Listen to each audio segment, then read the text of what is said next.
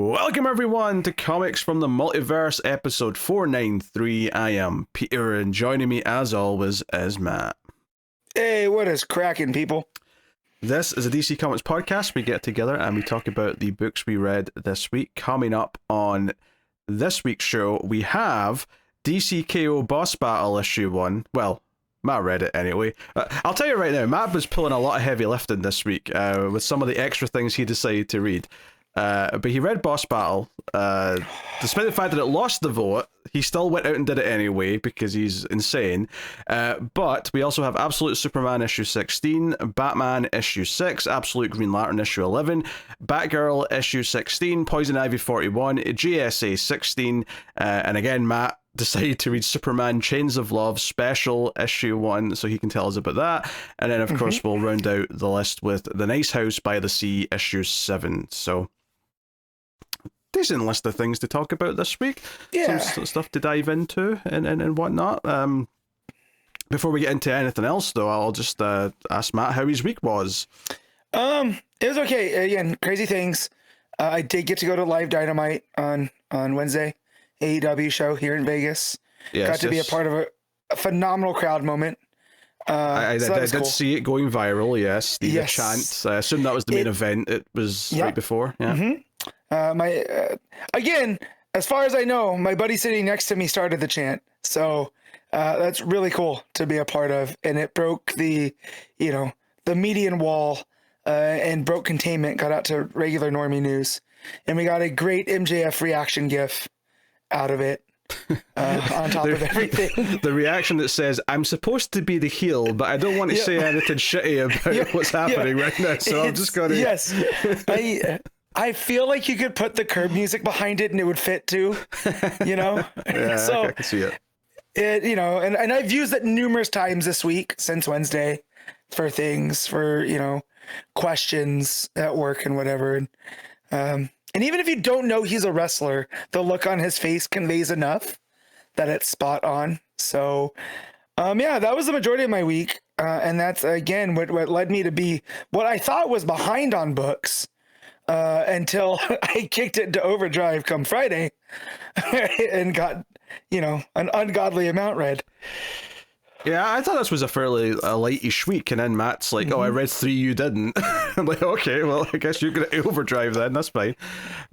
You go for it." I've been watching a lot of movies this past couple of weeks, trying to get sort of a head start on just the year, get the weekly average up. Not that that's important by any means, but it's something I like to do. And it's annoying me because there was something this week. I thought it was something you'd watched recently, but I just checked what you've rated recently, and it's not there. So I don't know what it is. But some movie I clicked on this week, I saw your rating and made fun of you for rating a stupid movie so highly. But it's not something you've watched recently. It's something that I happened to be on the page of the movie, and your rating was there, like just there. So it could be anything. It could literally be anything from like the last 5-10 years. So I was trying to remember what it was. I couldn't remember because I wanted to make fun of you, right? Damn it, I do when you love to make fun of me, because it goes back to original. For some people that don't know, me and Pete have been recording together since 2013. We used to have a movie show way back in the day, and this is where the whole rating thing comes from. And I love what made me and Pete work, in my opinion, was our tastes are so different.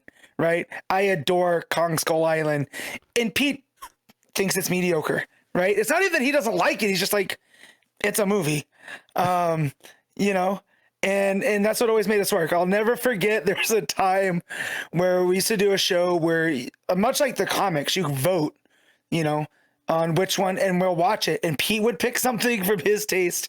I would pick something from my taste. And I remember Lost Boys had won a movie that Pete despises. Is that fair to say? It's maybe a bit harsh, but I don't like it. That's fair to say. And it won. And when Pete's like, "Well, I guess that's what happens when someone puts up one of their favorite movies," and I was like, "Oh, Pete, that's like a 3.5. I don't even love it that much." And the look on his face was like, it's one of the things that gets me through. So him poking at me for my ratings is quite like, no one else can do it. It's one of those things where, like, I let Pete get away with it because I like Pete. and we're friends. But anybody else comes at me for my movie taste, we're fighting. You know, hope you can dodge elbows. But now I got to know what it is. So if you think about it, let me know. I'm literally clicking on things I've watched in the last week and a half to see if it's one of them. Like if your rating comes up. I haven't. Oh wait, I think I might know what it is. Let me click on it and just double check. Yeah, your rating for Heart Eyes is stupid. What are you talking about? Oh no, I loved Heart Eyes. Heart Eyes was my top 10 last year. Oh no, Heart Eyes was fun. No. It excels at being a Hallmark movie and a slasher. It excels at nothing. It excels at being a vanilla, made for 12-year-olds movie with mediocre kills, humor that doesn't work. It's everything I don't like about Abigail, but somehow even more dull. Which I also loved Abigail, so it checks out again. Oh no, yeah, no, I had a lot of fun. I got to rewatch it. We went on date night last year to watch it. I was a really big fan of that first kill.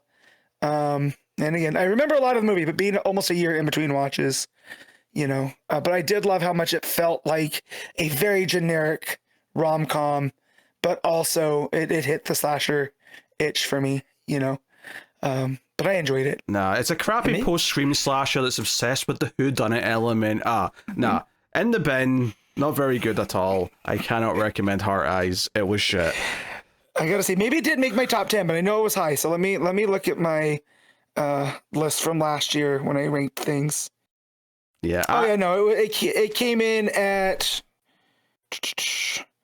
12, 13, 14, 15. So yeah. But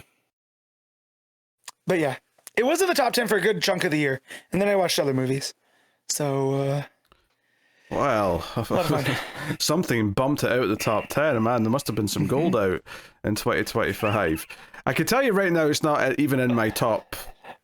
I mean, it's definitely not my top 20, but it's probably not even my top 30 or 40 at this point. Yes, Pete, but you also have a discerning taste, and I do not. So, dear. No. That said, I would feel like in our top 3, like you probably didn't rank Superman that high as I did, right? But I'm a self-parody when it comes to that. Nothing was going to beat Superman for me this year. But I'm pretty sure you have Weapons and Centers high up there, right? They're somewhere, yeah. Yeah. Have you not done your video yet? Not yet. No, I'm being coy. Okay. I figured you'd already put that out, considering that it's February.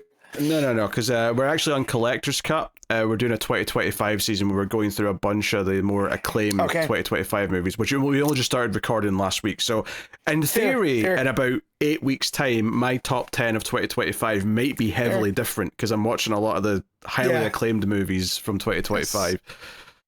So, yeah. So while some of those things you mentioned may be my top 10, it's possible they might be bumped out of it by the time I get to making a top 10 video. But and like, even though, and this is the Pete effect, guys, this is again friendship at work here, that even though I didn't particularly enjoy the experience of Bugonia, it still came in at 11 because it's such a well-made movie. Hey, Connor liked it more than I did, to be fair. Yeah. But like 10 years ago, that wouldn't have been a thing, right? That I would have been like, nah, that movie was not for me. And I could look past it and was, Plemons is really good. And Emma showed up and the story had some twists and turns. But despite not fully enjoying the experience of going through it, it was very well made. Now you should watch the original film, Save the Green Planet. Yes, Save the Green Planet. It is on the list of things to watch. That's like when I have to work overtime and I'm, it's not football season and I have time to watch movies. That's when I can really watch good foreign movies because I don't have my wife bothering me with like chores and stuff. I can sit and partake that's where I watched. What was that? Was it Korean or Japanese horror movie about the I don't want to give too much away. Oh, from a couple years ago. You're thinking of Exuma, I believe. Yes, that's where I watched Exuma. And I was locked in. Yeah. Like, no distractions. You could watch a real fun foreign movie. So, yeah. Here, I'll give you a couple of recommendations for 2025. Ugly Stepsister, if you've not watched that. Yes. That's surprisingly very, very good. So I would recommend. Did you see the Silent Night, Deadly Night No, I still need to see it. It was only showing at one theater out here and it was all the way across town. So for a 90-minute movie, I wasn't traveling, an hour. Yeah, it was a limited release. It is worth what it does take a different direction than the original does. Okay. I will say that.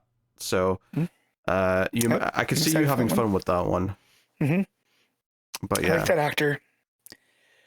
Yeah. Anyway, that is us doing small talk anyway. So we'll get into the actual business of the show, everyone. We'll talk about the Kindle rankings, formerly known as the ComiXology Top 10. We'll just look at how the books are ranked as of right now on the store, and we'll see if Matt can guess what number one is. Well, here's the thing. I only have the DC books loaded up, and now it's taking forever to load. But I'm just... He needs the Marvel ones. Yeah, do I need the Marvel ones? I'm going to go with Absolute Superman. That is incorrect. Oh, dang it. All of them are still loading, so I can't. I don't have any other options. I mean, there's a pretty, obvious option that you could also take. Is it, hold on. If you tell me it's Boss Battle, I'm going to throw something. No. Okay, hold on. Oh, it's Batman. It's Batman. So because Leah Comic Geeks decided to not load, I forgot what else came out this week, so I had to pull up them on my tablet. And it was a Batman week. Duh. Yeah. Batman's number one. Number two is Absolute Superman. You'll be pleased to know. Number three is Boss Battle. Number 4 is Night Fight. Last issue of Night Fight was this week. Oh dear. Number 5 is Ultimate Endgame. Number 6 is Absolute Green Lantern. 7 is Uncanny X-Men. 8 is Ultimate Wolverine. 9 is JSA. And then 10 is Storm, Earth's Mightiest Mutant. So, pretty DC heavy top 10 there. So I understand that Shazam was once Captain Marvel and that's why it was changed, but I feel like making Storm Earth's Mightiest Mutant is infringing a bit on Earth's Mightiest Mortal. They're a bit. No, to be fair, like the Avengers have always been called Earth's Mightiest Heroes, which I assume is more a play on that than it is anything to do with Shazam. True, but I immediately thought Shazam. I think that's a you thing. I don't think that's a... Probably. I don't think Warner Brothers lawyers are in a room somewhere going, oh, we have to get them for this. What have they done? They've crossed the line. Oh, dear. Elsewhere, after the top 10, Nice House by the Sea's 14. And then Batgirl's down at 20. The Superman Love Special thingamajig is at number 23. Poison Ivy's at 24. So that's where some of the other DC books happen to land. So yeah, I mean, 6 out of the top 10 is DC. Other 4 were Marvel, so nothing super exciting. Absolute book still selling well, which does lead us in to the news item I've got here. Not a big news item by any stretch, but seemed like something worth mentioning. And that is that basically we've been hearing for a while now that they've been doing lots of reprints, right? For the Absolute books, the Absolute Batman issue. 1 is on like reprint 11 coming up, right? That's in March that'll be on reprint number 11. But there's an article from Aped here, AIPT, that actually is pointing out that every issue of Absolute Batman 1 through 14 is all being reprinted again in March. Issue 1's on its 11th printing.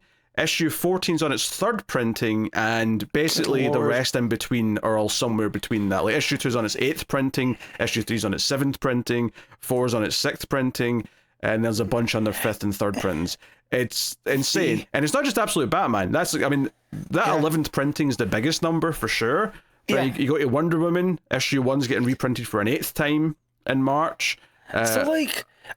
I feel like this was something that only happened in the 90s, back when it was like the peak of the X universe, I'm not even done yet. So every issue of Absolute Wonder Woman up to issue 11, right, are all at least on their 3rd printing come March.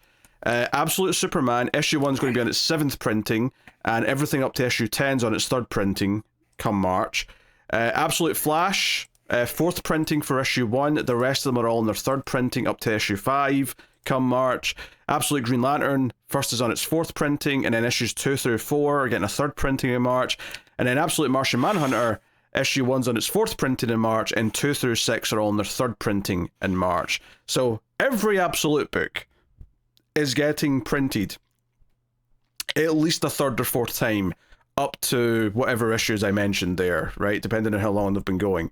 Batman all the way up to 14, Superman and Wonder Woman up to about 10 or 11, and then the first kind of arcs worth or so of the other 3. So the Absolute line's doing very well, and it's doing very well physically, where people keep buying more single issues of it, which is well, because I don't think I know anyone who's ever like 5 months later, I'm going to go buy the singles for this, because at that point it's like the trade's basically out, so people just get the trade or the digital version in collected form. I feel with all these reprinting, it kind of desaturates the speculator market, right? So like, yeah, if you have a first printing of Absolute Batman 1, right, that's going to fetch some cash. But I feel like now this undercuts the speculator, so people are like, you know what? I do want this whole run in singles. I want the physical media version of it beyond the trade collection. So, and that's a godsend for shops, right? Because that's driving people to the shops to get them. And when we're talking the 11th printing of Absolute Batman 1, you know, that's people going back in routinely for the past a year and a half now.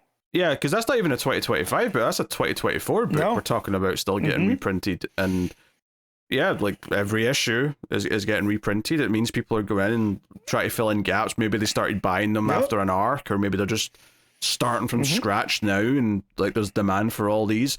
I mean, I think it probably does help that it's the start of a new universe, so a lot of people see these as jumping on points. Yeah. So there's a more of a drive to it than there would normally otherwise be.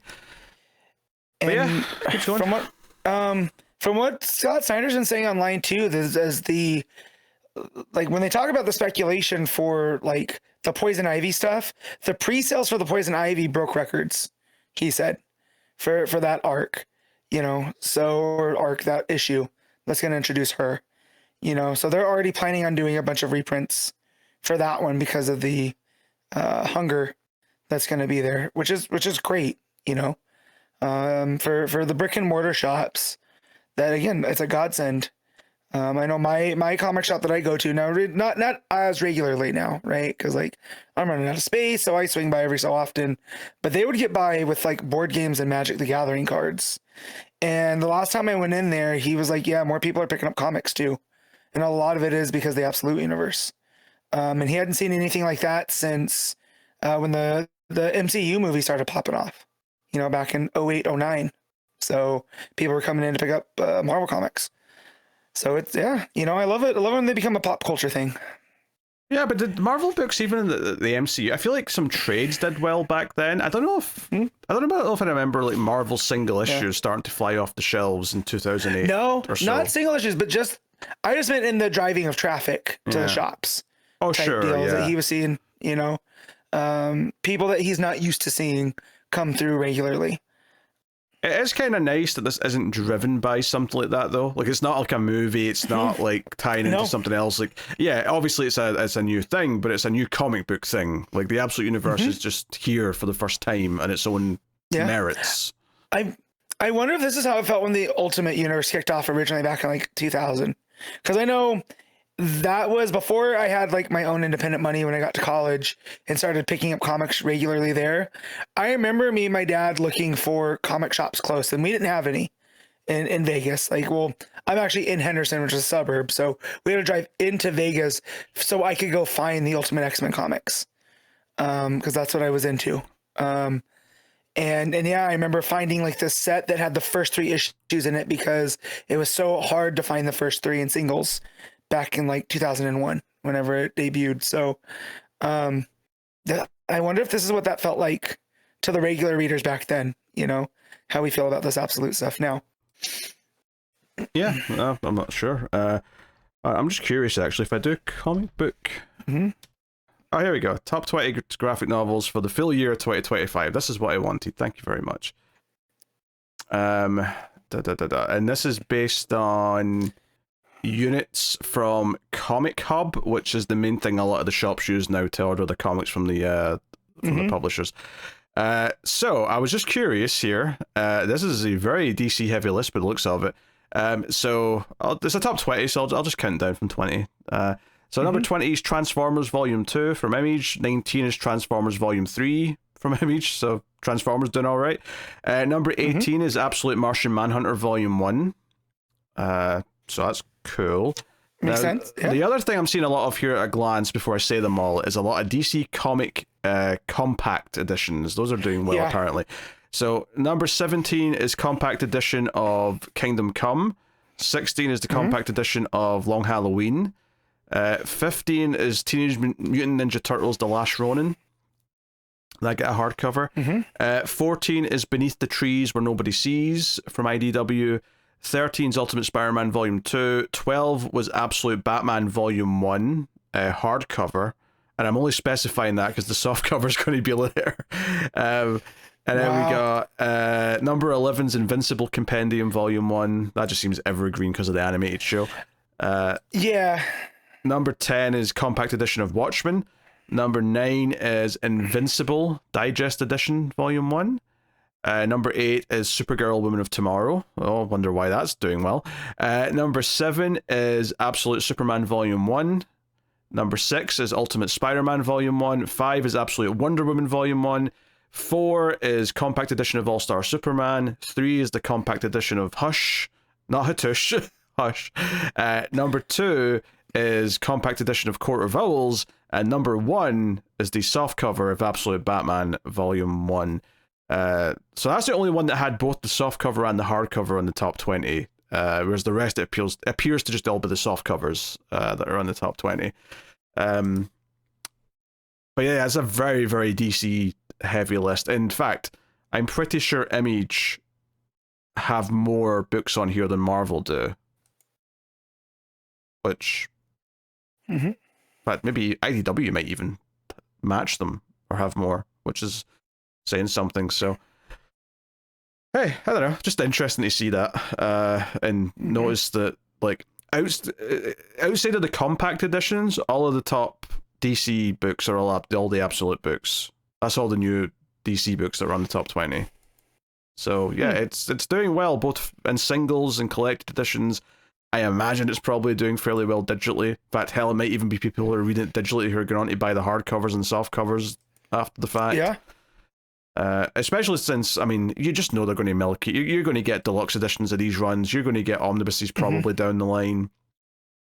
So, yeah, this is a whole thing they can be making a lot of money off of for years at this point, even after it's died down a little bit from the freshness. So, and we've not even got to our first absolute event yet, which there's no doubt something that's coming at some point. Well, it's like that. What was it? The Absolute Batman special annual that Daniel Warren Johnson did, right? That story, like then that comes up with the deluxe edition, and they do like the black and white type thing to it. I know that's something that I'm gonna pick up. You know, so I mean that won't be on its own though. I don't think that'll probably be in whatever volume of the collection is. Yeah, but I feel it's been such in the public consciousness. It's something that they would take one of those, like. They call it like the director's cut type thing where you get the black and white before the colors. They add all the back matter and that type of stuff. And I already have that issue, right? But that's something I would definitely consider picking up. Yeah. Yeah, but that's different from my collected though, because the collected it'll probably just be in either volume 2 or 3 of the absolute books. Whatever one it happens to fit better with. Probably at the end of volume 2, if I was to guess, but I mean, I don't know. We'll find out when they solicit. I mean, we might already know, actually. It might already be solicited, because they always solicit those collections a bit far in advance. So, yeah, there you go. That was all the news thing. It was just the absurd amount of reprints that the Absolute Universe are getting, because it does seem notable enough to talk about a touch. So, all right, well, without further ado, we'll get into things. DC KO Boss Battle Issue 1, and despite losing the Patreon vote, the winner was Batman Deadpool, which we'll be getting to next week, but Matt decided to still read this, because the lols or something, so feel free to take it away, Matt. So earlier in the week, I had seen people talking about just how bad this was. And we've been on record talking about Jeremy Adams and how we wish he could just focus on his mainline books because we do enjoy him as a writer. And it seems like since these KO spinoffs have taken off, Green Lantern doesn't feel quite the same. And I want to give him the utmost credit because this book is just there to throw in all these cameos for these outside of the. I mean, they're not all greater Warner Brothers characters, right? Like Homelander is part of who produced The Boys? Was that Dynamite? That sounds right. Yeah, Dynamite. Yeah. So it's and like Annabelle showing up makes sense. That's Warner Brothers. Conjuring is part of that, But like that bear character is from I think Beneath the Trees Where No One Sees. I have no idea who puts that out, right? Mortal Kombat, I feel like they have a different comic counterpart and whatever. So, Mortal Kombat's Warner Bros. Yeah, but even the comics. I don't know if the comics are. I know there's been adaptations, but Mortal Kombat is owned by Warner Brothers, like the IP. It is owned by Warner. Yeah. Okay. So like this look is just I don't want to call it a cash grab because it did well enough digitally, right? But I wanted to be like, people are just overreacting. And they weren't.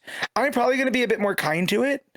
And that's because I sat here and speed ran it before we recorded. And it kicks off with World Forger and Grodd showing up right at the end of KO3 when the final four are getting ready to face off against the absolute versions. And World Forger freezes time for a brief second.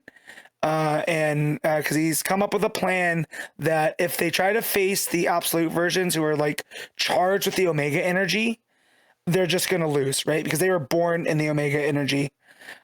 So he devises a way with Grodd that he can reach into the multiverse and pull off these other fights. And all of our heroes have to do is fight long enough to charge up the energy and they can get it for themselves before going to the next round. And it's ultimately meaningless because most of these fights just happen. It just seems as an excuse to let the artist have fun, which is great. Like we need to have these little moments here. And even while they're frozen, Joker's like, well, why don't we just go kill them right now? Like we'll win. And World Forger's like, yeah, the moment that you put hands on them, this moment will be ended. So don't do that. And in addition to our final four, they allow 4 others that have, perished in the rounds to come back to assist in this. So we end up getting Batwoman, Black Lightning, Plastic Man, and who's the 4th in here? As you can tell, it made such an impact on me. And Star Sapphire to come back. And so World Forger hits the ground with his hammer and it creates these fissures and it pulls all of our heroes down into them. And now we get all of the cameos. And so Black Lightning and Plastic Man end up fighting Sub-Zero and Scorpion, and they end up doing some double team stuff. And there's 4 different artists on here, and they did a very good job at breaking it up across. And Diana ends up against Red Sonja, Superman against Homelander, Joker and Annabelle, which it pains me to say this is, the anti-Joker kind of guy. The Joker stuff is easily the most entertaining in this book. Just because how he's reacting to Annabelle. Batwoman ends up against Vampirella, and their meeting ends up being like kind of nothing. Same as Star Sapphire and Sabrina Spellman from the Archie universe. In fact, Sabrina says, well, why don't we just do a spell and I'll give you the Omega energy? So and another of the entertaining ones is Lex Luthor versus that bear who's called Samantha Strong, who I feel like is just like a bear version of Dexter, from what I'm gathering from here, is like the serial killer that's living under everybody's noses. Because as Lex comes up on her, she has this bunny hanging upside down and is gutting him in a tree, and ends up giving Lex a fight of his life because he doesn't know. He's like, that bear has a knife. Why does a bear have a knife? And his armor gives him just enough, to prolong it. But Superman ends up against Homelander, and it's just like, I don't like Homelander as a character, which I know is the intent. But it's like I'm so tired of seeing Superman versus evil Superman. Like, I'd much rather have seen Lex versus Homelander, right? Like, that's a pairing that, as a longtime reader of Superman and fan of Superman, I mean, I would love to see. It's the actual fight of Superman versus Homelander is not the interesting part. The interesting part to me, if you're going to do a crossover between the boys and Superman, is for Superman to see the world Homelander has made around him, right? To see how perverted the idea of Superman has been used to make everyone scared. The perverted idea of the Seven being their Justice League and so on. That's what's more interesting. Like, to actually see the people who are in need, who are scared of him. That's the interesting part. Just a one-on-one fight where none of the other characters from the boys are around. I'm not as interested in that. Yeah, and so they end up going, essentially head up, and they're pretty much evenly matched, and Superman ends up diving under the ground, and Homelander, like, which I'm sorry, Cody Rhodes, every time he tries to do the Big America gimmick, just looks like he has to know. He cannot be, like, I'm looking at this, I'm like, that's just Cody Rhodes. The American flag keep and everything, Adrenaline in my soul, something, yes. Cody Rhodes. It's exactly what it is. But yeah, so Superman dives down underneath him, comes up, hits him with, like, this uppercut. They do the heat vision battle back and forth, and it ends up being evenly matched. But as they're fighting, the World Forger starts to be like, oh no, I can't hold this anymore. There's too much Omega energy. And the worlds start collapsing in on each other. And this is where we get a lot of the Joker and Annabelle stuff. It cuts to them, and he's having a tea party with Annabelle, and he's just like, oh, so I just have to, deal with this doll. And he's having a one-way conversation with her. And he ends up breaking the teacup, making like a shiv with it, talking about that he saw her move and all this. And a lot of this stuff is happening in the background after he tries to stab her with the broken teacup. A lot of the Joker Annabelle stuff is happening in the background, which makes it for a lot of fun. But, we get a lot of splash pages with all the people fighting each other before World Forger has to collapse everything and sends the other people from the other multiverses back away. And they noticed that, like, Homelander's the only one that seemed to realize what was going on at a certain point. Like, he started pushing back against Superman, and even says, not yet. And, I'm not done until this Boy Scout's dead and buried. And which gives World Forger a little bit of a pause as he does this, but he's able to imbue them with the energy because of all the fights, and it picks right back up right before KO4 is about to kick off. So yeah, a big whopping 40 pages for, like, not an actual lot of fighting. It's just a lot of meaningless big pops. They're trying to play with these other IP. So how much do you think issue 4 of KO will reference any of this? I'll say there's a non-zero chance, but it's still very negligible. At most it'll be like one little thing that gets an editor's note saying, hey, as seen in the boss battle issue. Yep. Something about the Omega energy that they've been imbued with because of the battles along the way. Right. All those. So, so it ends with a glorious, Carmine J. Domenico page with the final 4 rushing the absolute universe characters. So yeah, it was, again, I don't think it was as bad as I had heard people say, but I might just be in a little bit, again, I didn't let stuff sink in, right? I might have a different opinion when the show's over, right? When I have time to think about all those type of stuff. But yeah, so I read it so people don't have to. So there you go. If you are interested in seeing, like, Homelander versus Superman or Joker and Annabelle, go ahead and give it a read through. When you're at your shop, right? Go thumb through it if you want, or if you are a completionist like I used to be, just pick it up, have it in your collection. When else are you going to say that you have a book with Joker and Annabelle in it? Yeah, turn it into David a special thing. David, who cuts up the podcast for the individual YouTube videos, and he does a show on his own for the New 52. which he's getting near the end of that, by the way. He's very, very near the end of the New 52. And what's so funny is the reason why he did that show was to have an excuse to read every single New 52 book that he'd already purchased, which at this point he's spent the last couple of years replacing all of his trades with the single issues of the New 52, and he's like nearing in. He's got the last couple of hundred to get of like however many thousands of individual comic books that is. And I keep saying to him, right, if you're going to like, why don't you collect some stuff from before the New 52, before everything got shit for a while. And he's like, yeah, but that means I have to get everything from like post-crisis onwards. I'm like, no, it doesn't. Not everything. No. You don't have to be that much of a completionist. That used to be me, and I'm so glad it's not anymore. There's certain creators I will still go like that for. Like for a while, it was Tom Taylor. Tom Taylor had a book out there. I was picking it up, right? But then again, I'm running out of room, so I can't. So I got to be a lot more choosy. Yeah, well, I think being a completionist with a writer is a very different thing to being a completionist with an entire like line-wide kind of initiative. Yes. He has more issues from the writer who must not be named than anybody else in existence. I mean, good on you, David. This man had to track down issues of like Rob Layfield's Hawk and Dove. Like, imagine doing that to yourself, right? Brother, I'm sorry. You might as well just go down to the office and like register yourself as a sex offender at that point, because I mean, what else are you? What he doesn't know is when he gets done, Didio's going to be waiting at his house to shake his hand. So David, maybe you don't want to finish. Dan Didio and Scott O'Dell are bringing like a fruit basket and like a bottle of wine. Yep.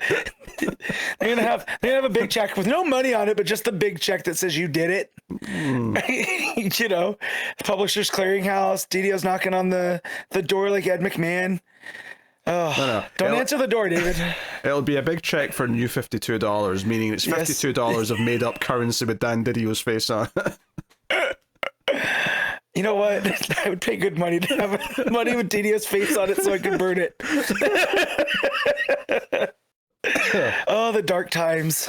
Anyway, did you rate Boss Battle? Yeah. I'll give it a 6.5. Like, the art is good because it's not like chaotic, but everything's a splash page. There's not a lot of, continuity. They're not doing anything dynamic with a lot of these. So, 6.5 I think is fair. Well, Absolute Superman issue 16, Jason Aaron writing with Juan Ferreyra on the art.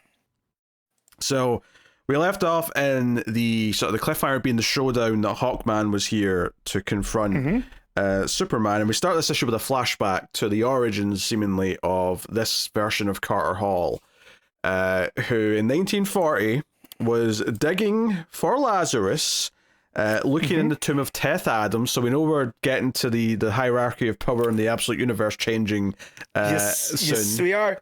So we're teasing that. And in Kahndaq, so we know the Kahndaq is in the absolute universe, right? So that's true. Yeah, he is there. We didn't technically know that before this, so that's a good point. Right.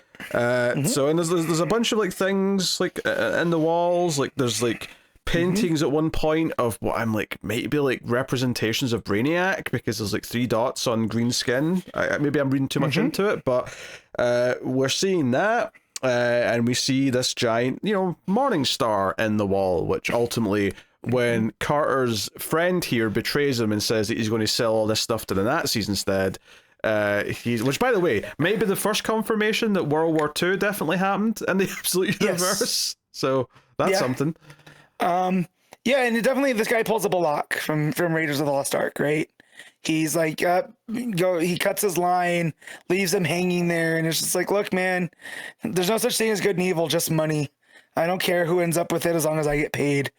And that really kind of shows that is the true anti-life, right? Like, you don't care about things outside of yourself and that kind of thing. So I do like how Aaron played with that,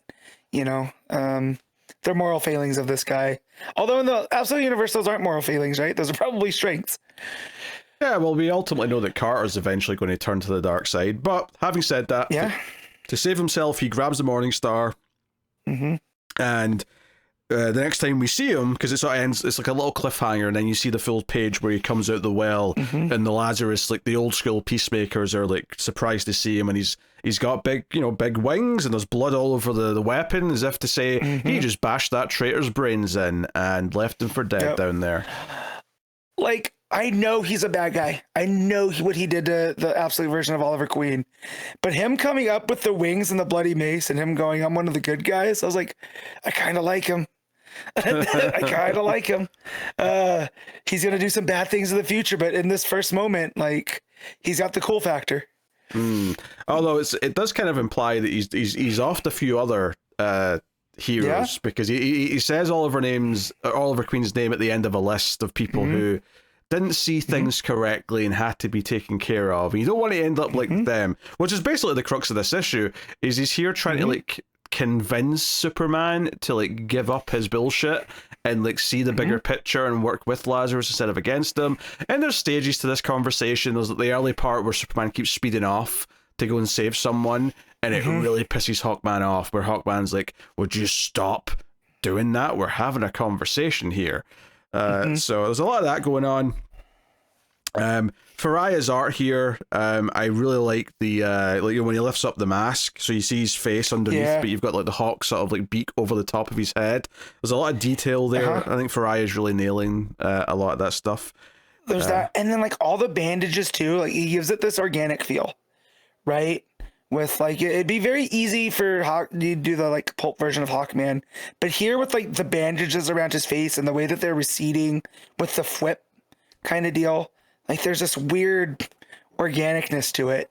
Well, I think what sticks out to me about the bandages that's under the mask, and they kind of like, unravel a bit to reveal his face, which seems to be happening magically around him, basically, is that they're effectively mummy bandages. And I think the fact that he gets his power from like well, they're not in Egypt, they're in Kandak, but the idea that we get like a tomb that's like an Egyptian tomb, mummies kind of relate to that type of thing in terms of, at least in terms of pulpy stories anyway.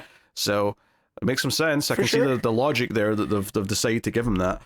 So that's cool. They also tease early on that there's something going on. The Peacemakers are going after some of the Lazarus cargo that's been taken in by the feds. They seize it to get it back. So yeah, it's going to somewhere called Gates, which is another organization that we have, which I zoomed in on the art here on the side of the truck, and it says Global Anti-Terrorism and Emergency, whatever the rest of it is.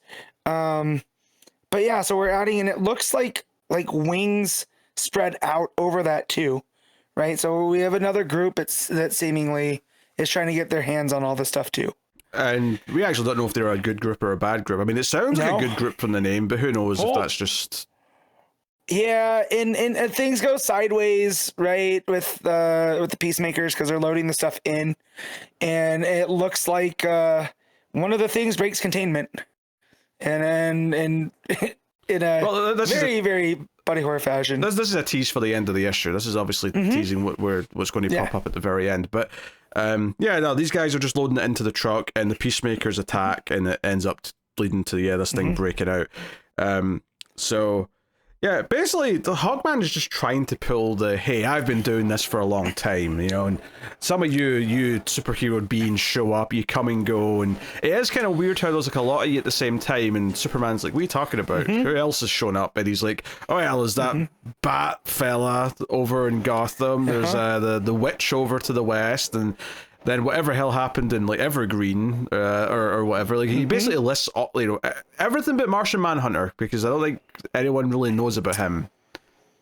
No, understandably, because as of yet he's dealing with all of that stuff on a different level, right? Yeah, he hasn't been very public, although maybe by the end of this arc we'll get his coming out party. But just as the sinisterness that he's saying this, where like he's like, look kid, you're doing too much, take it from me, when you do too much, that's when you end up disappearing.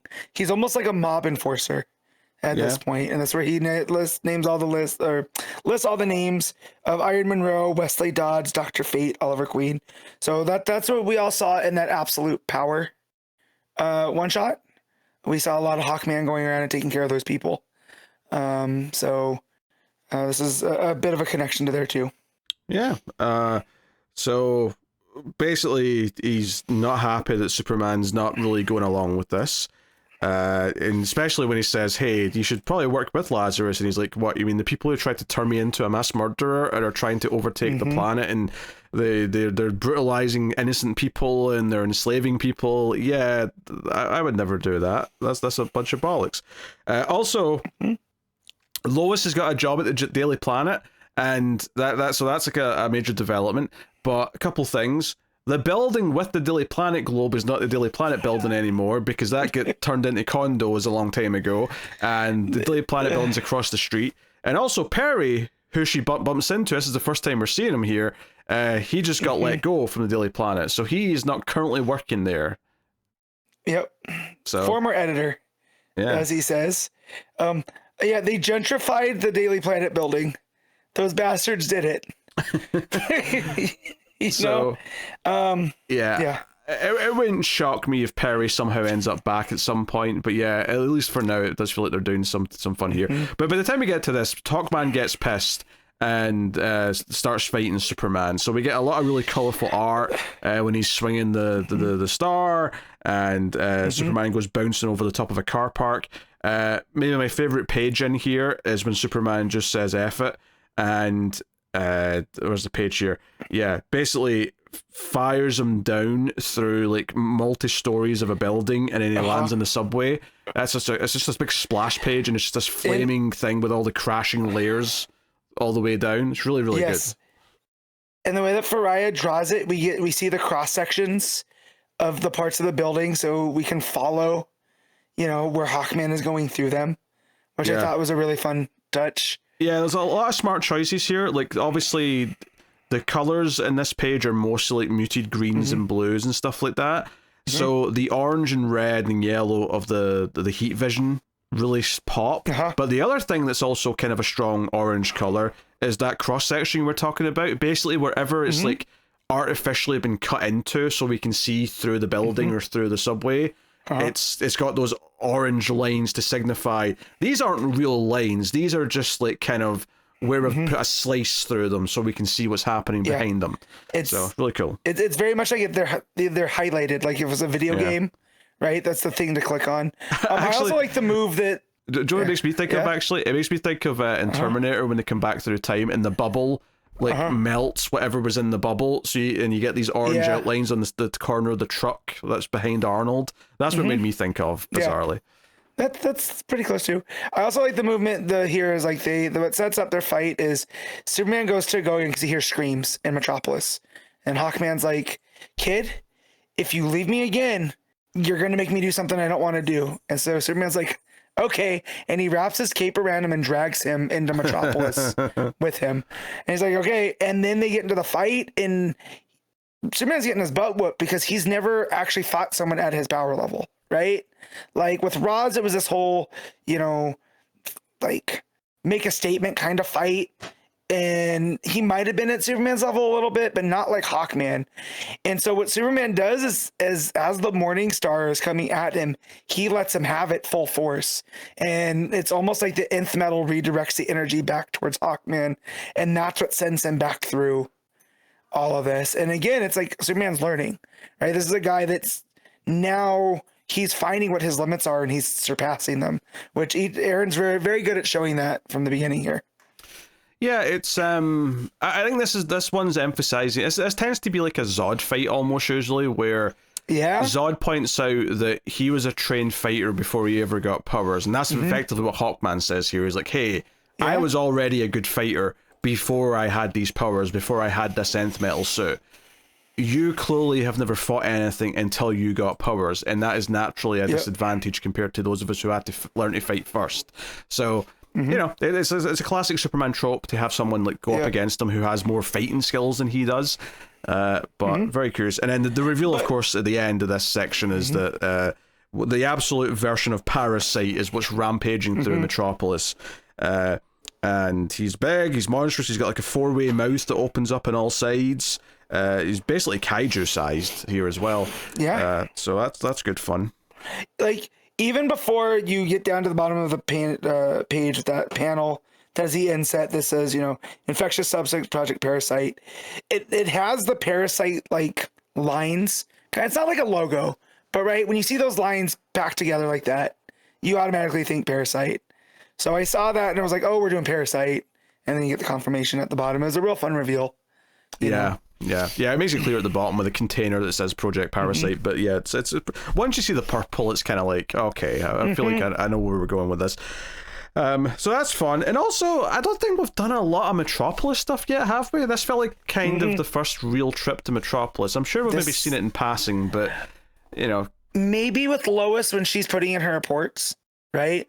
Maybe, but nothing like this. And also, I feel like they moved Metropolis because traditionally Metropolis is an East Coast city, but it said it's the heart of America's heartland, or at the center of America's heartland, which would tell me it's more in the middle of the country, like Chicago versus New York. I suppose the idea here is that it's the biggest city that you would like you would drive to from Smallville. If you were driving to the nearest big city, it's probably the one that's the closest to Smallville. Would be my guess. Right. But not that it's close, but closest out of the big cities. Right. So, which is what it was on the show Smallville, as they gave it that vibe too. Like it was the biggest city in driving distance, which I like, which then puts the Absolute Universe with Diana in Gateway City, which is like San Francisco, right? Metropolis is like Chicago, and then Gotham's like New York, right? So they're all spread out. And then you got Evergreen in Nevada, you got Central City there too. So yeah, I do like that it spreads them out a bit, gives it that wider universe kind of feel. Yeah. But no, just because they made the point of showing Daily Planet building, Perry White, Lois is getting a job as a reporter. It feels like this arc's maybe propelling us into a bit more traditional Superman-esque kind of setting. So curious to see where we go with more of that stuff. But we're not done because we have a little epilogue section. And what's so funny is obviously I remembered the cliffhanger of Brainiac being the one to go to Absolute Luthor to like meet him, but I kind of like it didn't click for me right away. So you cut to this page and we've got bearded, ginger, full head of hair Lex Luthor talking to what basically looks like normal Lex Luthor, right? As a bald guy, and I'm like, this looks like Lex. Yes, but I also, with the way that he's wearing the suit jacket with the plain shirt underneath, all I could think of was Grant Morrison. Okay, because that's how I've seen Grant Morrison dressed as well, and I was like, oh, that's funny. Grant Morrison, well, like, no, that's supposed to be Lex, dummy, right? Like it clicked later, but yeah, my first thought was like, oh, we're doing like this weird meta thing. It's like, no. The meta thing is that he's our Lex. Yeah. Kinda, yeah, because basically Brainiac, this is Brainiac in disguise, and he says that, I've seen a world where you live up to your full, because when this Lex says, I appreciate the big offer to go and be a part of this weird project you want me to be a part of, but it'll take me away from my children, away from my wife. I want to just work on the farm. I'm a simple guy. I don't want to be away from my family, so I'll have to politely decline. And Brainiac doesn't like that answer, and he's like, I've seen a world where your counterpart would like trade blows with gods, so you just need a bit of motivation. You need something to propel you and have the motivation to do all this stuff. So the ending cliffhanger of this is a full page spread of him turning into full Brainiac, where he's got his metal legs with the exposed brain, he's green, all the rest of it, and his arms turn into giant chainsaws. The implication being that he's going to murder this Lex Luthor's family so that he won't have a family to care about anymore, and maybe he'll feel like a bit evil now. That's a nice family you got there. It would be a shame if I cut him in half. Like, I let out an actual oh no when I turned the page and he has chainsaw hands. Like, I was like, oh man. So was not expecting chainsaw hands. I'll tell you that much. Oh yeah, it's full horror. I kind of love Absolute Brainiac. I love the issue that introduced them, and I'm digging what they're doing with them here. And the idea that Lex here is such a nice man who is offering him a slice of cake, and this guy's like, you need tragedy, so I'm going to Eobard Thawne style murder your whole family. Yes. Hope that motivates you to some action. He has much more in common with Professor Zoom than he does Brainiac at this point. You know what you need? Trauma and lots of it. He's like, you know, he's like regular Brainiac meets Joker meets Pinhead meets like there's a whole lot of things into this version of Brainiac. This guy sucks at the way you want a villain to suck. You know, like there's like with Absolute Hawkman, I kind of like it that he might end up being this anti-hero. Like he's gonna have to pay for these things that he's done, and maybe it's Superman's inspiration that makes him turn right. I kind of want that for that Hawkman. I don't want that without Brainiac. I like that he's a sick freak. You know, like I don't want redemption. Just let him be evil. Oh, I don't think there was a chance of redemption anyway. I don't. You have to lose sleep over it. No, but that's what I mean. Like, let the villains be villains. And him with the chainsaw hand shows that Aaron's got that. Yeah, so. a nice touch on the art here from Ferreyra is that the chainsaw blades actually kind of like go past the base of the chainsaw, past like where the elbow is. So there's like a kind of a, I don't even know what you call the effect that it makes, but just this idea that it's longer than the actual part of the body that it's for, and it kind of goes past the elbow. So there's kind of like an extended joint kind of element to it. I don't know, but it looks cool. It looks extra menacing. Yeah. Like if they ever put out an action figure of this, I'm buying it for sure. You know? Yeah. Brainiac with chainsaw hands. I guess the thing I can compare it to is most windshield wipers have this, where the main windshield wiper doesn't. Extra. Yeah, it goes past where it joins the base. It doesn't just stop there. It kind of goes past a little bit. That's what kind of these chainsaws give it the vibe of. God, he's a sick freak, and I love it. Like, I'm not sure if they're going to like show this or if it's even meant to be this, but I almost imagine that he's able to like spin them around. Like, obviously the blade's spinning, but I mean like the actual thing can spin like a full 360, you know, at the joint. But I mean, not that I need that. I won't be disappointed if they don't show that. But in my head, I'm imagining. I definitely feel like Lex is like okay, don't kill them. I'll do what you want, and he does it anyways, type vibe, right? And that's the tragedy of Lex Luthor that puts him on the absolute. Oh, I hope not. We better see a massacre next issue. Pete's like, I need to see children in pieces. All right, I need that guy holding the beer to his arm on the table. I at the very least, I need to see like Lex Luthor's face covered in blood with him sobbing. And like to imply all the nasty things that have happened. Thank you very much. Yeah. Pull no punches, Aaron. Pull no punches. But yeah, no, it was a good issue of Absolute Superman. I mean, I think the start and the end of it, in a lot of ways, were the most interesting parts. Plus, they're obviously advancing things like Parasite and Daily Planet with Lois and all that. But I really like the opening with teasing the Teth Adams stuff, and I really like the ending with Brainiac. The Superman and Hawkman stuff was good, but it was probably my least favorite part of the issue, even though some of the art in there was phenomenal by far. See, I really like that because it was this clashing of ideas with Superman, and he's still learning this thing. It's that thing where he's a bit too trusting, right? This guy comes up, and then he doesn't like what he has to say, so then they have to fight. I think I do like that. For me, up until they start fighting, it's held back a little bit because I know where it's going. Like you know ultimately where this is leading, because you know that he's not going to convince him that like it's a good idea to join Lazarus. You know that he's like Hawkman's a bad guy, so you're just kind of waiting for the pin to drop so that we can actually get on with what it's going to be doing. And once that happens, the fighting's fantastic. It looks gorgeous. Like Ferreyra kills it. And there's some interesting little tidbits and stuff that Hawkman says to him, for sure. It's not like it's devoid of interesting stuff, but it's definitely like, oh, I get exactly where this is going, so I'm not excited by anything until we get to the actual fighting. But, but I'm only pointing that out in comparison to the other parts where, you know, all the stuff in the flashback was super interesting and building lore. The ending was just great with the Brainiac being an absolute psychopath. Yes. I love how they're seeding the history of the Absolute Universe through these books, too. You know, because we're learning a little bit in Batman and Wonder Woman and now Superman. Yeah, it's kind of interesting how that picture together. Certain other characters are kind of being tied to some of these. Like, you know, there's not going to be a separate Absolute Zatanna book, but like she's a part of Absolute Wonder Woman.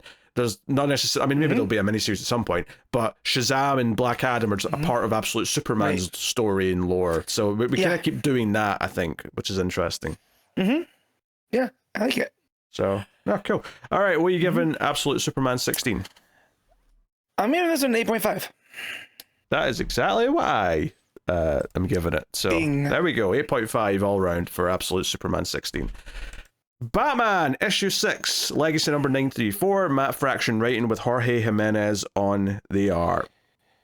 So let's just get this out of the way, right? Was it Zeller is her name? I want to say Zeller. Yep. So Dr. Zeller, end of last issue, right, heard Damian call Bruce Wayne father, or to be more specific, she heard Robin call Bruce Wayne dad. That is very important that he's Robin in the scene, but Bruce Wayne's just Bruce Wayne. That's important for the dynamic here. And I'm just going to say it. Either she is pretending to have not figured it out, or she has been written to be too dumb. It's one or the other. So I think she's pretending not to figure it out because of what gets revealed in the epilogue. Yeah, and to make it clear what I'm saying here is that the opening pages of this issue make it clear that as far as she is, admitting here, she knows that Bruce Wayne's son is Robin, right? But she is not apparently put two and two together that means Bruce Wayne is Batman. She instead, and to be fair, the art here in the first few pages is great. It's all the 8-panel grid with them just sort of awkwardly looking away and not looking at each other, and then eventually he tries to talk and she kind of starts talking instead. Like all of that. And then, like, her being this awkward thing of, like, I'm not going to judge your parenting skills by letting your son be Robin, right? That's what it's all about. But there's a point where she says, and I'm sure, like, I'm not in danger because it's just me and you that know that I know, and I assume that you'll tell, pointy ears, like, he'll tell Batman, and I'm like, you've not figured... Like she does this too. Yeah. You've not figured out, or at least you're pretending not to know that Bruce Wayne is Batman. So, obviously, yes, I agree. The ending scene does kind of make me second guess what she knows or thinks or whatever, but we'll get to that. But throughout this first scene, all I was thinking was, okay, are you seriously trying to convince me that this scientist who is developing brain-altering technology doesn't even ponder the idea that Bruce Wayne might in fact be Batman? She's like a neuroscientist. It is literally like it's not brain surgery. That's literally what she does. Yep. Right? Like that's what she studies. So I do like though too where he says, what you learned tonight put you in great danger. And it's one of the panels on the 8 grid. And it's a beat. She looks at him and is like, well, no offense, Mr. Wayne, but between the Moto ninjas and the bird woman with swords, I'm well past great danger. Yep. So like just her whole vibe tells me that Fraction's writing her as being willfully ignorant at this point, Yep. And of course, when Bruce goes home, he's like, Damian, and Damian's like, I know, father. And Bruce just comes up and like punches the punching bag in half, and it's like, oh no, you effed up, Damian, right? You made a monumental thing. So like he's pissed, right? And there's a little moment here where he's chewing out Damian, where Ghost Alfred in his head like says Master Wayne, and he's like, not now, don't start. Just such a good moment. It felt like Alfred's there to try and balance out his temper in his head, but he's like, no, not now. Like I need to be mad right now because he messed up. Yeah. And I was thinking at the beginning, it's like maybe Bruce is taking it too far, but however, they constantly are talking about you don't address each other. Oh, I just got a like cramp from playing football. Mid-sentence, that's fun. They address each other by code names and whatnot. So he, by all intents and purposes, when he's not in the suit, that should be Mr. Wayne, right? So, okay, I'm gonna take a break. You talk. I'm gonna move my mic so I don't scream. So yeah, it's bad. Oh dear. All right, I don't know when I stopped talking, so I'll just we're talking about the fact that all the other mob bosses, including Penguin, are pissed at Hugo Strange, and this leads to later on where Hugo's unleashed his monster men during an attack. But there's also further advancements of the plot with the kid who caught Vandal Savage planting evidence at the crime scene, so they go to see Bullock. Yes. And try and give him that, and Bullock's like, oh, you definitely caused something here, but like this will never hold up in Gotham. Like, like he's like, what if we get something to corroborate it? And he's like, hey, like, the officer who survived that night died in hospital suspiciously, so you two may want to watch your backs. So it definitely feels kind of dire situation-wise. But there you go, they're stringing this plot along. I assume eventually either this will become very relevant, or maybe Batman will come to see it. Perhaps he'll want to have this evidence for something. But regardless, that's going on. But yeah, so we get this sequence where the monster men are attacking this like base of operations from one of the gangsters, Tozuki, who's in the previous scene, and like there's like a cleaning lady who's clearly just innocent and like hoping Batman shows up. And when he does, she's very like thankful, and she's like, "Oh, like I hoped you'd hear me. Like I know you have like ears everywhere, right?" I do like that, and they said that's why she never says Batman, because he's always listening. And I was just like, yeah, we've heard about that with mob bosses and Superman, right? That they don't say his name because they don't want to bring the attention. Yeah. But that's the first that I've heard it with Batman. Well, I think it's not actually that true with Batman. I think it's just her being like superstitious because Batman's built up his lore so good that she's taking it very seriously. Yeah. regardless of the reason, right? They believe it's true that Batman can hear everything, So I do like that. And the Jiménez, and I think Jiménez has his own colors. But the blue cape has really been popping through these 6 issues, and especially on that scene where he comes to save her with the new bat reel, just the way that the light hits it, it makes him stand out more than the gray does, right? Like, so yeah, it looks so good. Yeah, and then he uses the bat blades, he fights the monster man, all that's going on, whilst there's thugs on the outside firing weapons into the building.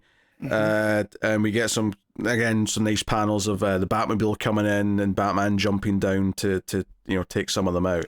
So that's your action sequence for the issue, and it's funny because like I think this issue is a really fun issue that advances all the plot lines. I think what it has going against it is that the last issue was such a well-focused, perfectly paced issue that it just pales a little bit by comparison because everything's so like fragmented with all the little things. The case in point, the next sequence is a very different thing. It's Tim coming by the Batcave to tell Batman that he's going to be quitting for a while because he feels bad about lying to his partner and he doesn't want to reveal who he's robbing life to Bernard, so instead he's going to just quit being Robin for a while. And but Batman's very pleasant about it. There's the awkward hug and all the rest of it. Perhaps the more interesting reaction is that when Tim tries to go talk to Damien is being a little shit and calls him a traitor, a quitter. So which again, some of the personification of Damien, which is all over the place in the DCU. Sometimes he's written like a young adult, like in Batman and Robin. Right here, I feel he's being written a little bit younger. I get the sentiment, but I feel like Fraction's voice is a little bit off. Right? Yeah, I mean, I think part of this is maybe that they're trying to compensate for the fact that he feels guilty about what he did because he did mess up, so he's like his childness is coming out a little bit more harshly than it otherwise would be. I can see that, but it's like, what a night. Like all this shit's happened because this is meant to still be the same night as the date night, all of this. So the final sequence though, which is after the title page, because I was like, wait, is the end of the book already? Because the title page is quite late, but it's like no, it's another big scene at the end, but just one scene. And there's basically, it's Dr. Zeller going back to her lab, and there's a voice talking to her in like the empty, like the negative space, so just the black panels with the green text. And it almost looks, like a computer talking to her. It's got that computer font. It's very, like, she's talking to HAL 9000 or something like that. Now, that's obviously not what she's doing, but it gives you that impression. And it's, the conversation is very interesting. It's clearly meant to be building to a surprise of who she's talking to, because the voice is saying things like, "Oh, how did your date night go?" And she's like, "Oh, you're getting a bit personal here." So on and so on. So you get the sense that this is not supposed to be like a personal relationship, but like the voice, whoever this is trying to push it into more personal realms. But asking, "Will you see him again? Did you like Bruce Wayne?" He talks about getting lonely sometimes. and all that kind of thing. And then the reveal on the final page, and keep in mind she's been using her brain tech to try and rehabilitate villains, is what we've been doing with her story. The final page is inside a tank with cables connected to his mouth, and that's how he's talking through a computer, seemingly. It appears to be the Joker in this big vial of liquid with this brain thing on his head. Yeah, but like, it's the Joker, but he doesn't have the build of the Joker, right? It looks bloated. Like, I think that's fair to say. Yeah, Joker's wiry, right? This guy does not look wiry. Now, he has the pale skin, judging from being in this tank and whatever, and it looks like green hair or whatever it is, and the red nails and whatever. So yeah, I thought Joker, but I feel like something's off, right? But I really love this reveal here. Yeah, well, like, I think the something off is basically just whoever he's changed because of what she's doing. Yeah. And if she's going to try and prove this stuff is effective, then what villain to do it on that would make a huge impact other than the Joker? I've rehabilitated the Joker. He's a sane, normal human being now, potentially. That's kind of a big sales pitch. Yeah. The first piece that got me is in the dialogue that's all computerized. There's a ha.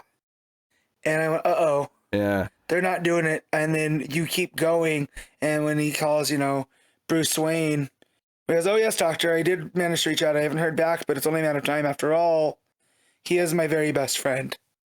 And, oh, my God, the creepiness with the Joker in that tank, or who we're surmising to be the Joker, rather. Yeah, well, I mean, that's an important exchange here. You gave the last bit of it, but I think it's very important that he talks about being lonely, and she says, what about that friend you were telling me about? Were you able to reach out? Maybe I could schedule a visit.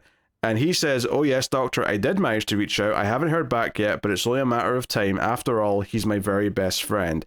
Now, part of me thinks he's talking about Batman, because Joker has this, fascination with Batman, and maybe in some way he's orchestrating some of the things going on to lure Batman here, which would maybe suggest that he's not been as cured as maybe she thinks that she's doing so far. Yes.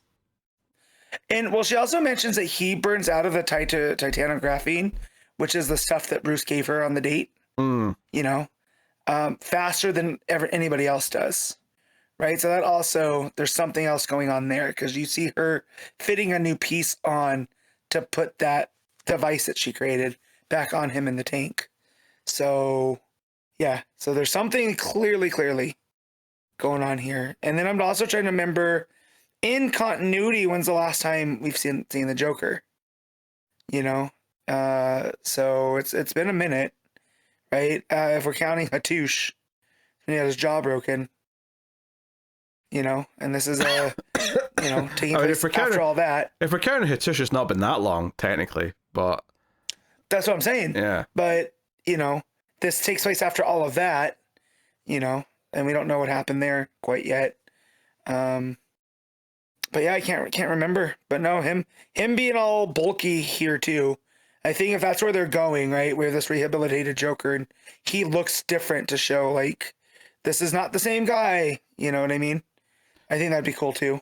Yeah, I mean, at the very least, the computerized text and the way he's speaking made me think, oh, we're doing a computer version of the Joker where he's he's in the internet and he's manipulating things from a different kind of playing field almost. So I'm curious to see where we go with that and where that bubbles up to, because we've got a lot going on right now. We got Vandal Savage's commissioner to deal with. We've got, the various villains and what they're up to. We've got this stuff with Zeller and the Joker in the tank.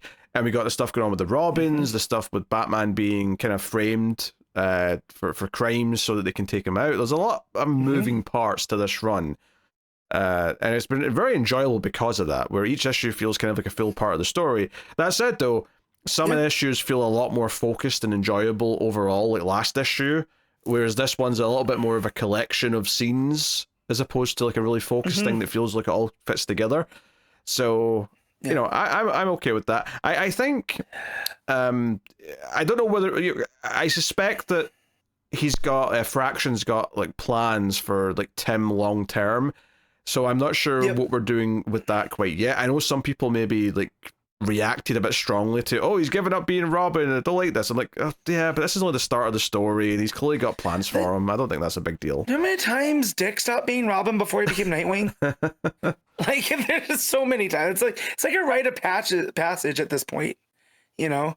And the other thing, too, is that Damian has a crumpled letter from Gotham University as well. So, like, their whole conversation with Tim and Damian about living a life outside of being Batman's son, right? Not Bruce Wayne's son, Batman's son. Yeah, could you read on the letter if it was like a acceptance or a rejection? Let me see. Because I'm thinking it's a rejection, and that's why he's upset. Maybe that's what adding to why he's in a pissy mood. Let's see. No, it says, we're pleased to inform you that your application to Gotham University has been accepted. It says congratulations.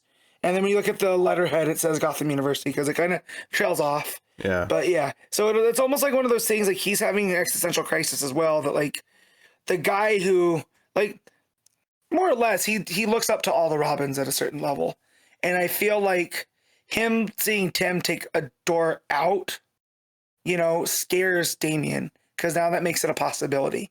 So I do like that two different writers are kind of playing with who is Damian Wayne outside of being Robin, you know, outside being the son of Batman. And just their juxtaposition here and him having like that, he doesn't know what to do, right? He's at this crossroads, and him holding himself in the room, not opening the door for Tim and whatnot. So, yeah, I do feel like this is a good, like, in the trade, this is the last issue, right? It leaves a very episodic, where it doesn't necessarily wrap things up. No. But it's a good to start new things as well. Yeah, honestly, it doesn't necessarily feel that prominent versus any other issue, because this isn't in arcs in the same way that a lot of other books are. But it does feel like they intentionally put this reveal of the Joker at the end of issue 6, because there'd be a big cliffhanger at the end of the first trade. That's what it does feel like, for sure. Yep. But no, I mean, it's very well crafted. Jimenez's art is really good throughout. I like you've got that pacing in that opening scene, which is one of my favorite scenes of the whole book, honestly, is that awkward silence and then the conversation between Bruce and Zeller. But I really like as well, like when the fighting the monster men happens, there's a lot of white negative space, which makes it feel kind of old school. It feels like it's like a more of a, like, the art style is still more modern, but the way it's presented feels almost like a 70s book or an 80s book might show it, kind of thing. So no, I'm still digging it a lot. So as much as I'm saying it's not as like amazing as last issue, it's still a great issue. I think. Yeah. So Faction's really doing some good work with Batman, I have to say, because there hasn't been an issue that I've disliked. Just the ones that I've definitely liked more than the others. Yeah. Yeah. Also, I think this idea of like Joker in this situation where it's like, she thinks she might have like helped cure him, and maybe he is a little altered than normal, but if he is talking about Batman being his best friend and wanting to draw him in, it still feels like, oh, there's going to be like an unhealthy obsession quality to that's maybe presents itself a little differently to the normal. I'm just going to try and provoke Batman as much as possible, even although he may just end up be doing that anyway. Maybe he's just provoking him in different ways. It also, like, I don't know how much how familiar you are with like Simpsons stuff. I don't know if you're a big Simpsons watcher back in the day, but there was an episode where Homer is being like Mr. Burns' assistant and finally gets enough of him and like yells at him, and he might even shove him down, and then Burns ends up becoming like this weird devotee to Homer. And I kind of feel like this version of Joker, that would make him seem that much more dangerous, where he becomes like this Batman fanboy. And it's just like, oh yeah, I want what's best for Gotham, and what's best for Gotham is best for Batman type weird twisted thing. And I could almost see that with here, where he's like, oh, Batman's my best friend, so I got to give him what he wants, you know? And it's not what Batman wants, right? Not from the Joker, at least. Yeah, I wonder if we bring at any point, like, say, Dick and Babs into the story. Not because in like a big way, but just if we're dealing with the idea of Tim and Damian being at different stages of what's my life outside of being Robin for Batman, it would make a lot of sense for Dick and Babs to eventually, like, at least be spoken to in the context of that story, because they are older and they've kind of moved away from Batman to an extent. They've got their own independent lives. So yeah, they have an identity outside of it, you know, which Yeah. I feel like that's what Tim's striving for. But he might need to take the break, because I do feel like Babs and Dick also both took breaks from being the respective superheroes when they needed to. So again, it just feels like I saw a lot of people upset with it. And I was just like, no, man, this is character growth. I'll take an attempted character growth instead of keeping them stale. Yeah, and just him having, I wonder if the disappointment partly though comes from the this is for Bernard, and I feel like most people haven't been that enthusiastic about Bernard as a character, and it feels like that relationship's not been like a part of like a really great story. It's been kind of in like this little mini here or there that's not been that popular kind of thing. It's not like like, oh, there's been a great romance between two characters where he's been like the I don't know, I'm trying to think of an example to compare it to, but no, I can't. It definitely could be, but I mean, for the emotional crux of the story though, it still works regardless of it. Regardless if it was, if Tim's parents were still around and like the parents asking questions of Bruce, like what happened to our son, I still think it lands the same way. Where it's like, I don't want to have to lie to people I care about. And it's something that I have to come to terms with on my own, and that means taking a break from putting my life on the line all the time. Which again, I like that as a story point for a young hero. Yeah, I don't think I don't think it really matters like who Bernard is necessarily. He's just kind of the conduit for what the decision Tim is making, at least at this point in the story.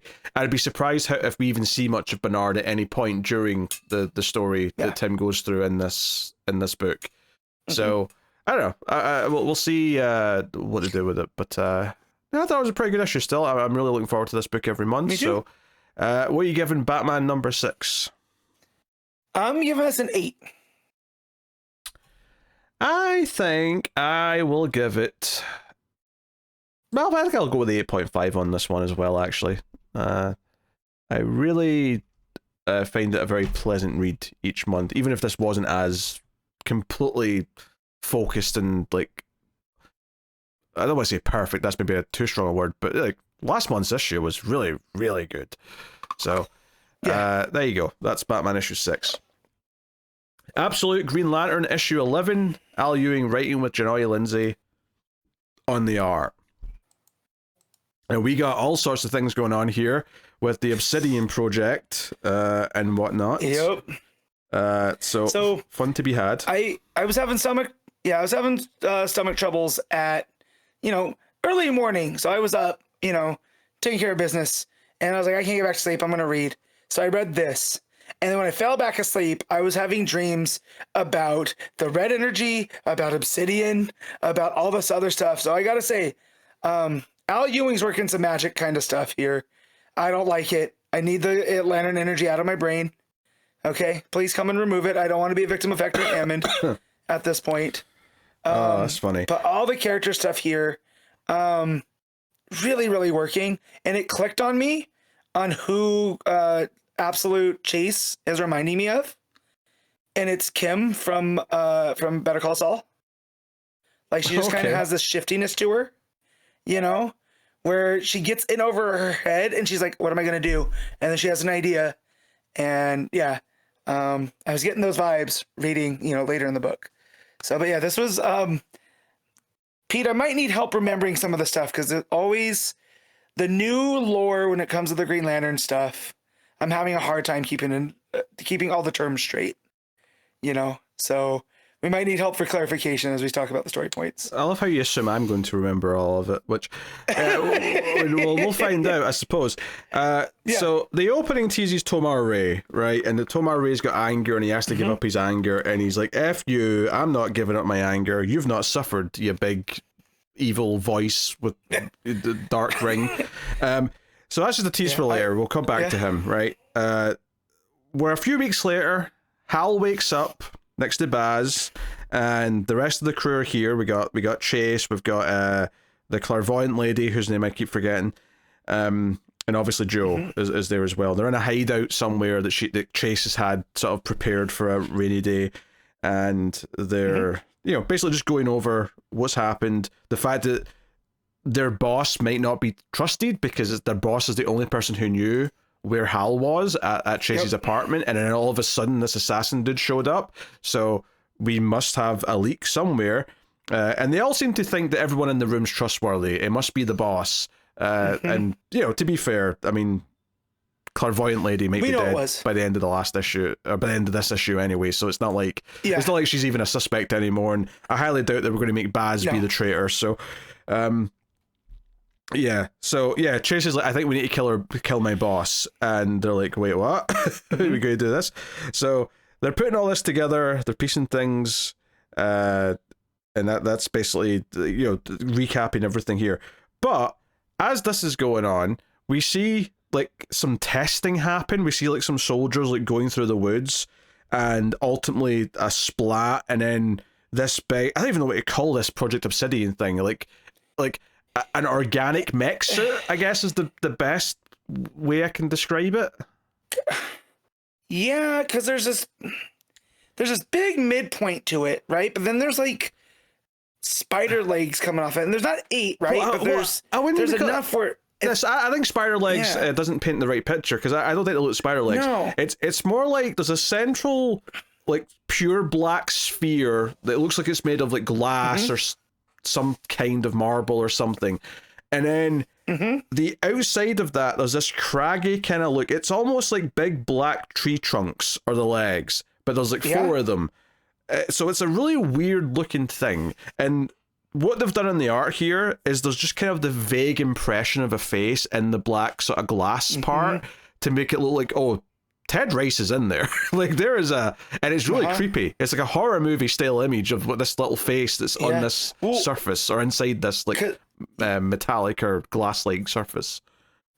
Yeah, so as we see him just wreck shop, right, at this Project Obsidian, it even goes to the face, like it's on the page where we see Hammond wearing the Mento helmet, and just there's like a face there, right? But there's no expression on it, which gives it that much creepier. It's almost just like he's not really existing, right? He's just in that suit, and it's so creepy. Well, existential terror. Yeah, I think he's there, but he's like, I think there's kind of because it reveals that Hammond's controlling this, right, with this headset. He's got this headset on, and there's actually like a dark comedy beat here where the guys that are being hunted, one of them says, "Oh, I think Hammond's hunting me," and I don't even know why, but I bet it's something that whatever I did, I'm sorry. If I was late to a meeting by 10 minutes, I'm sorry. The idea that Hammond's that petty, and then after he kills them, we just see him smirking. He says, "Well, maybe next time you won't whistle in the elevator," and I'm like, all right.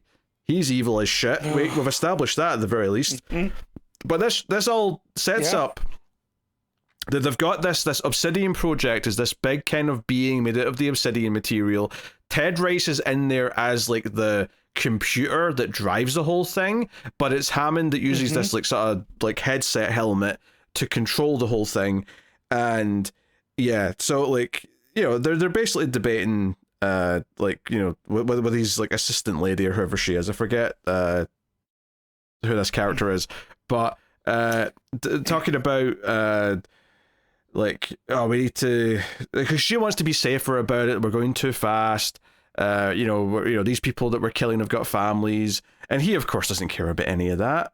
Of course he doesn't. They call it the mental device as well, just for the record.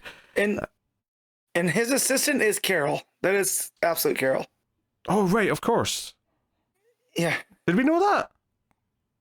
Yeah. Okay, I just forgot that then. Okay, fair enough. That makes sense. That's right. So she's not like super enthusiastic about all this, of course.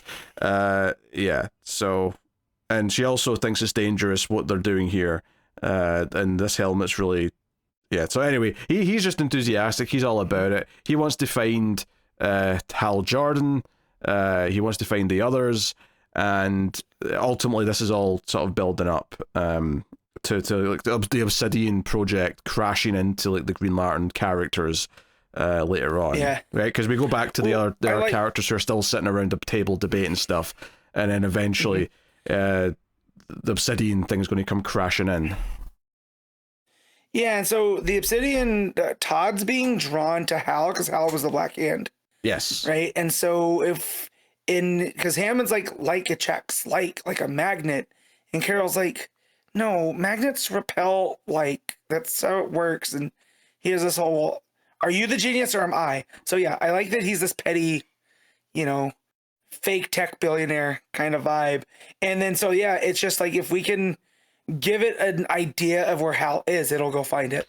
And, yeah. He also says that like for anyone else would be killed for even disagreeing him, like she just did, but she's just important enough that he won't. At least for now. Like that tipping point might come where like she's not as important to him as she once was, and he'll just kill her because he's petty like that. But basically, when we go back to the other characters, though, they want to have the clairvoyant lady to use her powers, right? Because Hal's like, hey, so you see things, you understand things. And part of her powers, other than sort of getting vague ideas of the future, is like touching an object and getting something from that object. So Joe takes off the ring, which all the Green Lantern powers now in, her wedding ring, and gives it to her and says, hey, can you get anything out of this? And she's like, okay, I'll try, but I can't promise. And we get this splash page where she basically gets a bunch of visions in different colors. At least that's how it's represented to us anyway. And one of them is Tomar Ray in the red saying, have you suffered? Right? And we have, in black, we have Baz. In gold, we have John Stewart. Right? And that all makes sense. However, we have 3 other colors here that we have not really had yet. We have one that's more yellow than gold, and notably, that's a very Sinestro-looking MFer in there, saying enemy sphere. They have the same hairline, Pete. Was that just that? The mustache, the eyebrows, the ears, like it's very Sinestro. And then you've also got in like pink or violet, whatever you want to call it. You've got what looks like Hal, just based on the art from the other pages, reaching out and saying Tomar Anomaly. And then you've got a blue panel with someone just saying the face of steel. Now, the implication later on that this is a Manhunter. This is the Manhunters in this one. But I'm like, okay, so there's a couple of colors here that we've not seen yet, adding to the mix here. And there's some visions of the future, because there's a moment where Baz is yelling, Carrie, no. That's her name, I guess, because I forgot that. And I went to look, it's Carrie Limbo. There you go. So I was never going to, in a million years, bring that name out of my ass. But that's actually teasing later in the issue, because she gets hit pretty bad. And so that's actually just a very quick tease.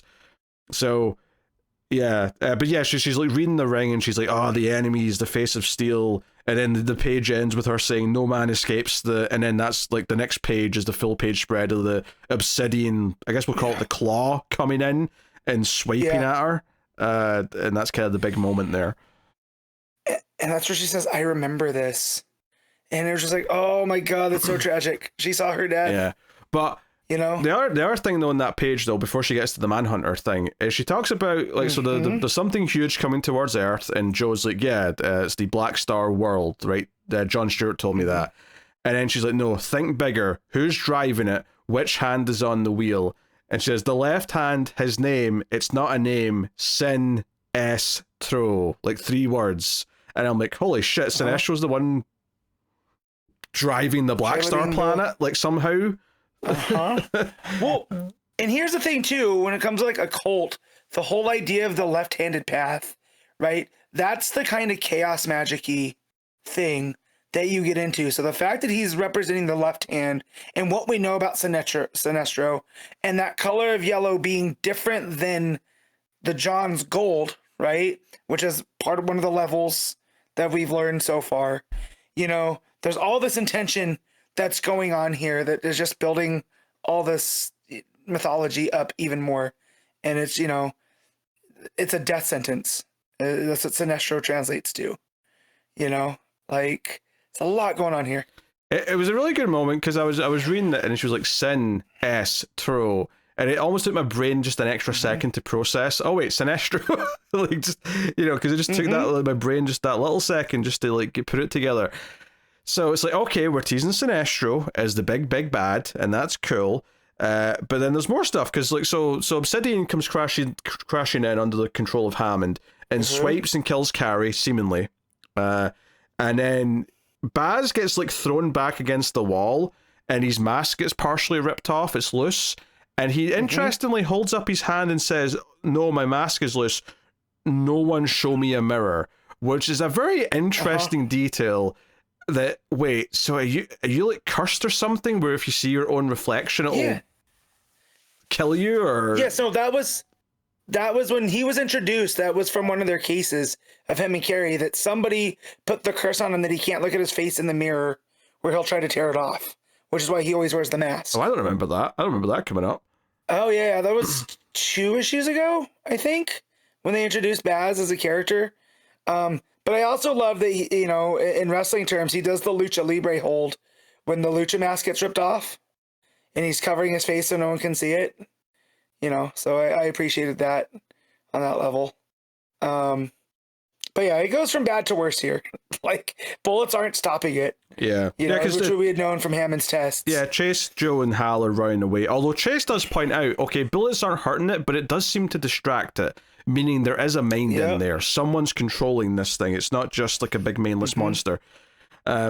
So Hammond's like sort of seeing Mullen through his eyes, and notably Joe still has the ring off. The ring's with Carrie's body under the rubble and whatever else.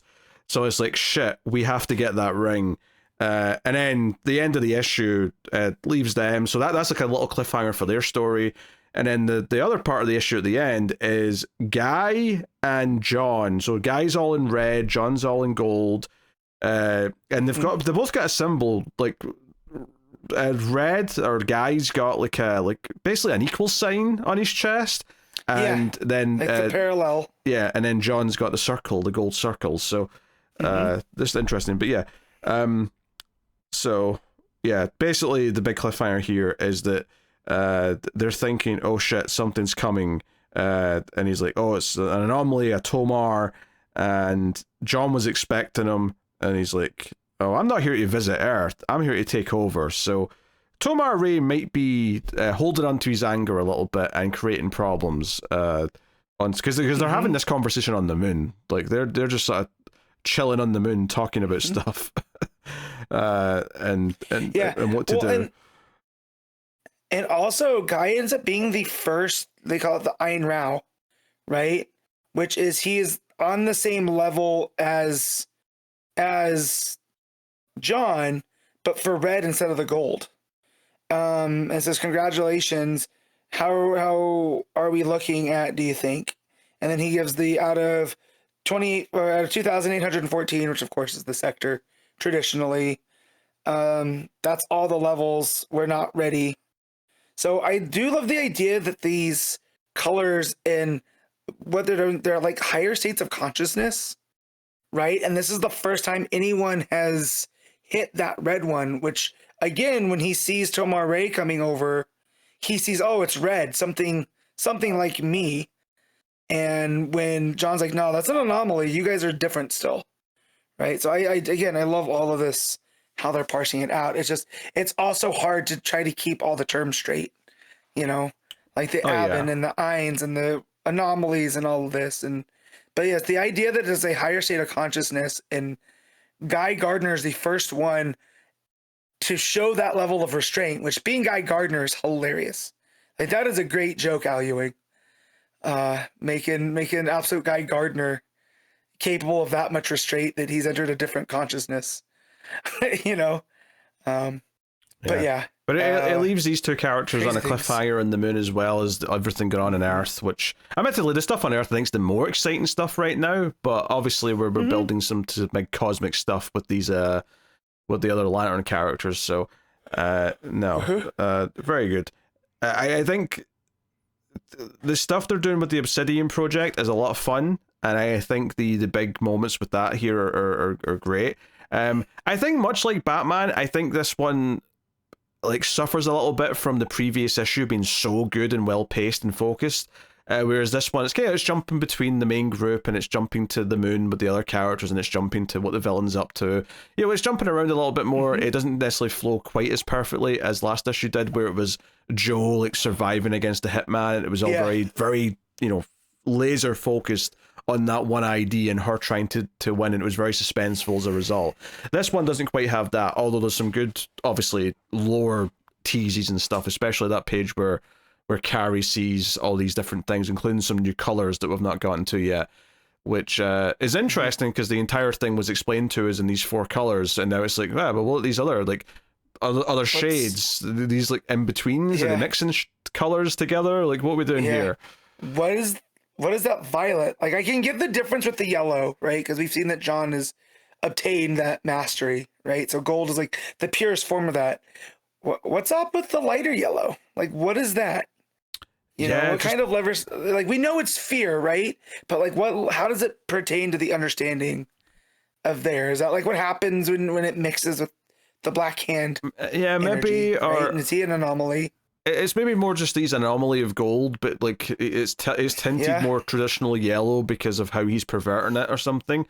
The violet, I don't know. Like, I mean, obviously we can make assumptions based on what it means in the regular universe, but I like, right, you know, but red doesn't mean the same thing here as it does in the usual universe. So who's to say? Well, and blue, if you're dropping that blue energy and it's the face of a manhunter, and they're talking about how the blue gaze steals people, right? That has nothing to do with hope, right? But traditionally, I believe the manhunter's face masks are blue, so that must be what that whole blue face means. You know, so, again, a lot of twists and turns and playing with its, mythology here, but the high points are our heroes trying to survive still. Yeah. Right. It is not the space cop epic that we're used to with Green Lantern, and I love it for that. Yeah, no, it's very good. I'm still digging what it's doing here, and then the time jump is interesting actually from the last event. So they actually just skipped a couple of weeks to get to this point. So very curious to see what they do with the cliffhangers here next time. And I assume a lot of it will be like Joe trying to get back to her ring to have a fighting chance against Obsidian, because otherwise, maybe not. So, all right, what are you giving Absolute Green Lantern issue 11? I'm giving this an 8.5. I am going to give it... I think I'll just go with a flat 8 on this one. So we're switching from the last book, but yeah, it's very good. I just it's not quite as strong as the last issue. So there you go. Batgirl issue 16, legacy number 221, Tate Brombal writing with Takeshi Miyazawa on the art. So this is the end of this arc. Which I'm a little thankful for, because we were talking about last issue how some of the stuff with the Unburied and Samsara was feeling like it was a bit jumbled and dragging on a little bit.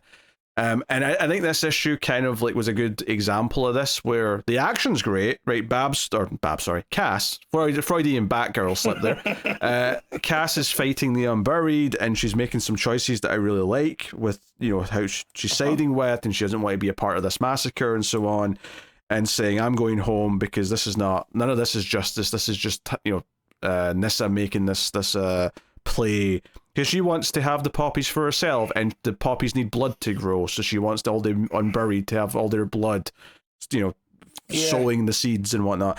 So the thing for me, though, that I want to get across here is one of the things that I've been saying is that there's been a lot of supporting characters in this arc, right? There's Jaya, which they tease some stuff in this issue that she's maybe not who she says she is, or there's something more to her that we don't know yet. There's Angel Breaker, who's working close with Nyssa. And then there's the shapeshifter lady, right, whose name I never remember. But later in this issue, there's a moment where she shows up after we've already had a lot of conflict between all the various characters, and I legitimately went, who is this? Like, as I was reading that. And it took me a second, it's the shapeshifter lady. But the fact that we're at the end of this arc, and there's still supporting characters who feel just kind of tacked on to me, and they still could feel not fleshed out, to the point where when like some of them are taking sides, or like they're flipping sides even, right? And that's kind of what happens when Jaya takes on the shapeshifter, because that's how we get the tease that the shapeshifters get more to her, is because the shapeshifter steals her memories and brain as much as her body, and in that moment she's like, wait, you're not what you say you are. And then we don't get what the answer is to that, so it's like, we're teasing that for later. I'm sure we'll come back to that. Even though Jaya does seem to be on Team Batgirl for now, but is there something nefarious there, or is it just some secret that she's going to reveal later? Who knows? Yeah, when she takes it, so she's Aruna is the name, and when she takes it, that's where she realizes it, and then Jaya just lets her have it after she takes the form, because it's almost like she's taken aback by what Jaya really is, or who Jaya really is. And and then Jaya drops her body off of the cliff. You know, into the abyss, removing her from it. Yes, which I will say, once this gets back to more focus on Cass and maybe Jade Tiger, I feel like it'll find its strength again. But trying to balance all these different characters and Nissa's motivations and Angel Breaker and the Unburied, now that we're through all of that, I feel like it can find its course again, because all the stuff with Cass here going through her memories, you know, as they're talking to her, like her mother, and all that stuff is so strong. All the Cass stuff is totally solid. Like her making the choice to save Jade Tiger instead of fighting everyone else. The actual art for all the action is very good. You know, whether it's Jaya and Co, whether it's Cass herself fighting the various characters. But when she like jumps in, there's like a full page spread with all the fighting happening behind her. Like all that stuff is gorgeous to look at, right? And you've got the Cass fighting. You've got like, you know, her dead mum in her head, like telling her, "This is what you are: fight, kill, you know, get vengeance or whatever." Like that stuff is very solid and feels very true to what the book has been. It's just that all of the lore around Samsara and Nissa and Angel Breaker and the Unburied has just gotten so bogged down, and the fact that like we're at this final issue and there's characters like, you know, picking sides or choosing to do something or not do something, and I just don't really care about what they're deciding, because like this idea that someone like is more aligned with Nissa than like Batgirl and Jaya, right?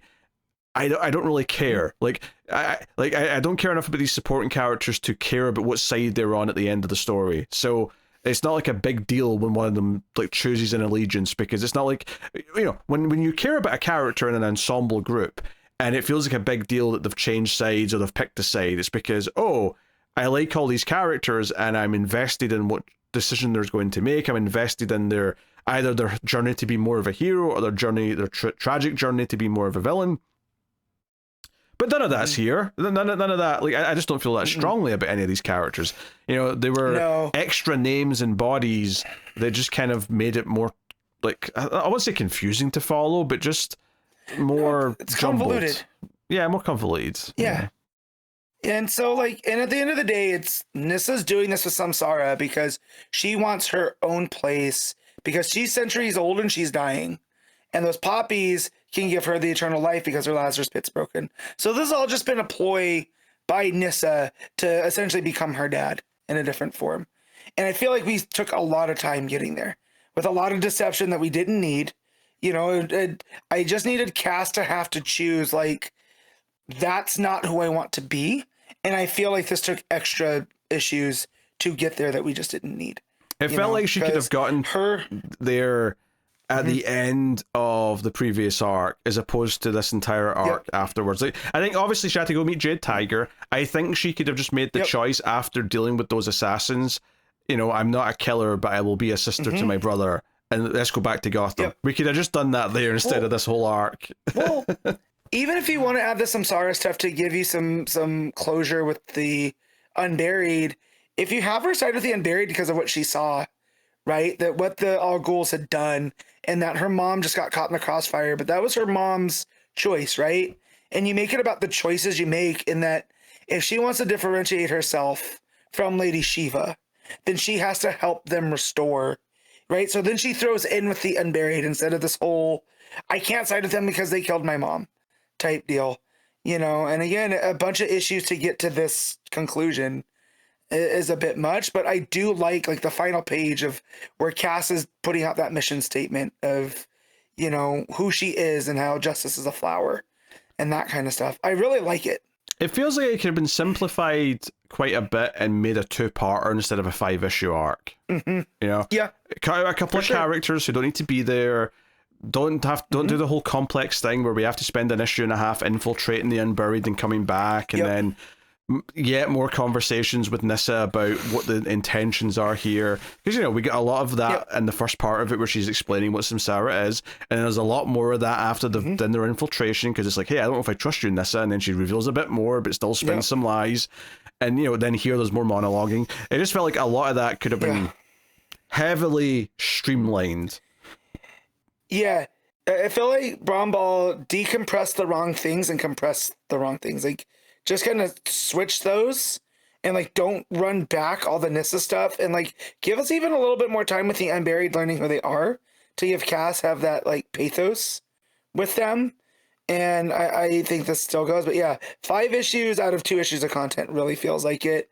And then because even how this ends, I feel it's a little unfulfilling. Because like everything with Nissa just happens in the last couple pages, and it doesn't feel like I don't feel fulfilled that she was defeated. I think the final story beat makes sense to me, which is that the Unburied getting some Sarah back because it is rightfully theirs, right? And Cass is coming home, and she's the narration here is her leaving a report for Oracle, so we're going to be back in Gotham, which is cool, and I think that'll feel quite refreshing after this. But I think I don't think I needed this to be a 5-issue arc. I think there wasn't enough here to make it feel like it was worth doing this entire excursion out. I think or at the very least, maybe it should have waited till later. Maybe like she should have just brought Jade Tiger back to Gotham after she met him, and instead of going off for the journey that she did go on, and like we could have brought the Unburied back later in the run, perhaps, maybe. Yeah, because I definitely feel like as long as Brombal's gonna be doing Batgirl, I will see like I can feel like the Unburied becoming these characters that pop in and out of Cass's life. Oh, maybe because of what she did, right? Help them restore and what their culture is and how vehemently anti-Al they are. I feel it works. Also, can we talk about how Cass defeats Nissa with basically what is it in Kill Bill, where she does the 5? Is it the 5-finger death punch? It's not. It's similar. It's not exactly that though, because in Kill Bill it is all kind of in that one spot over the heart, whereas here she kind of jabs at her neck a couple times and then does a couple in the heart, and then it's like and it sends her down, and she's not dead. Obviously, she gets back up. No, but it sends her packing. immediately. That's immediately what I thought of but I do like what Cass says too. So this is that crux of this book where there's really good things inside stuff that I wish there was more restraint. But just like how she says, the nightmares won't end, the bloodshed won't stop, nothing will heal until we heal ourselves. And that's when she hits Nissa right in like the heart region of, that's where we heal ourselves. So it's also cascading the lesson, like you're just doing the same things over again. You haven't learned, you're never going to heal. Which you're never going to make things better until you heal yourself. Which thematically makes a lot of sense, because the whole thing is that Cass doesn't want to be her mother, and then this is literally just becoming her father, regardless of what she says. Right. So it's like, hey, you need to not become him, and that's so it thematically makes sense from a mirror perspective of her own story. So that's all fine. And the art's gorgeous. The art is still great throughout, especially the action scenes. That final page of Cass holding the sword, saying it's time to go home, is gorgeous. Like, there's still a lot to like here. It's just this story in this arc has not been at its best by any stretch. But I'm excited for a fresh start back in Gotham next issue. And I'm cool with Jade Tiger continuing to be a supporting character. If he is, maybe he's back with his dad for a little bit before he pops in again. We'll find out, I suppose. But I wouldn't be. So we know that Brombal's taking over Titans. I would not be shocked to see Jade Tiger popping up there in some form. I feel learning the ways of the world from all these other younger heroes. In addition, because we know Cass is going to be part of that team in some of the stuff that we've seen. So I would love to see Jade Tiger get some shine there, because he's a character that has grown on me. Like when he first showed up, I was like, what are we doing?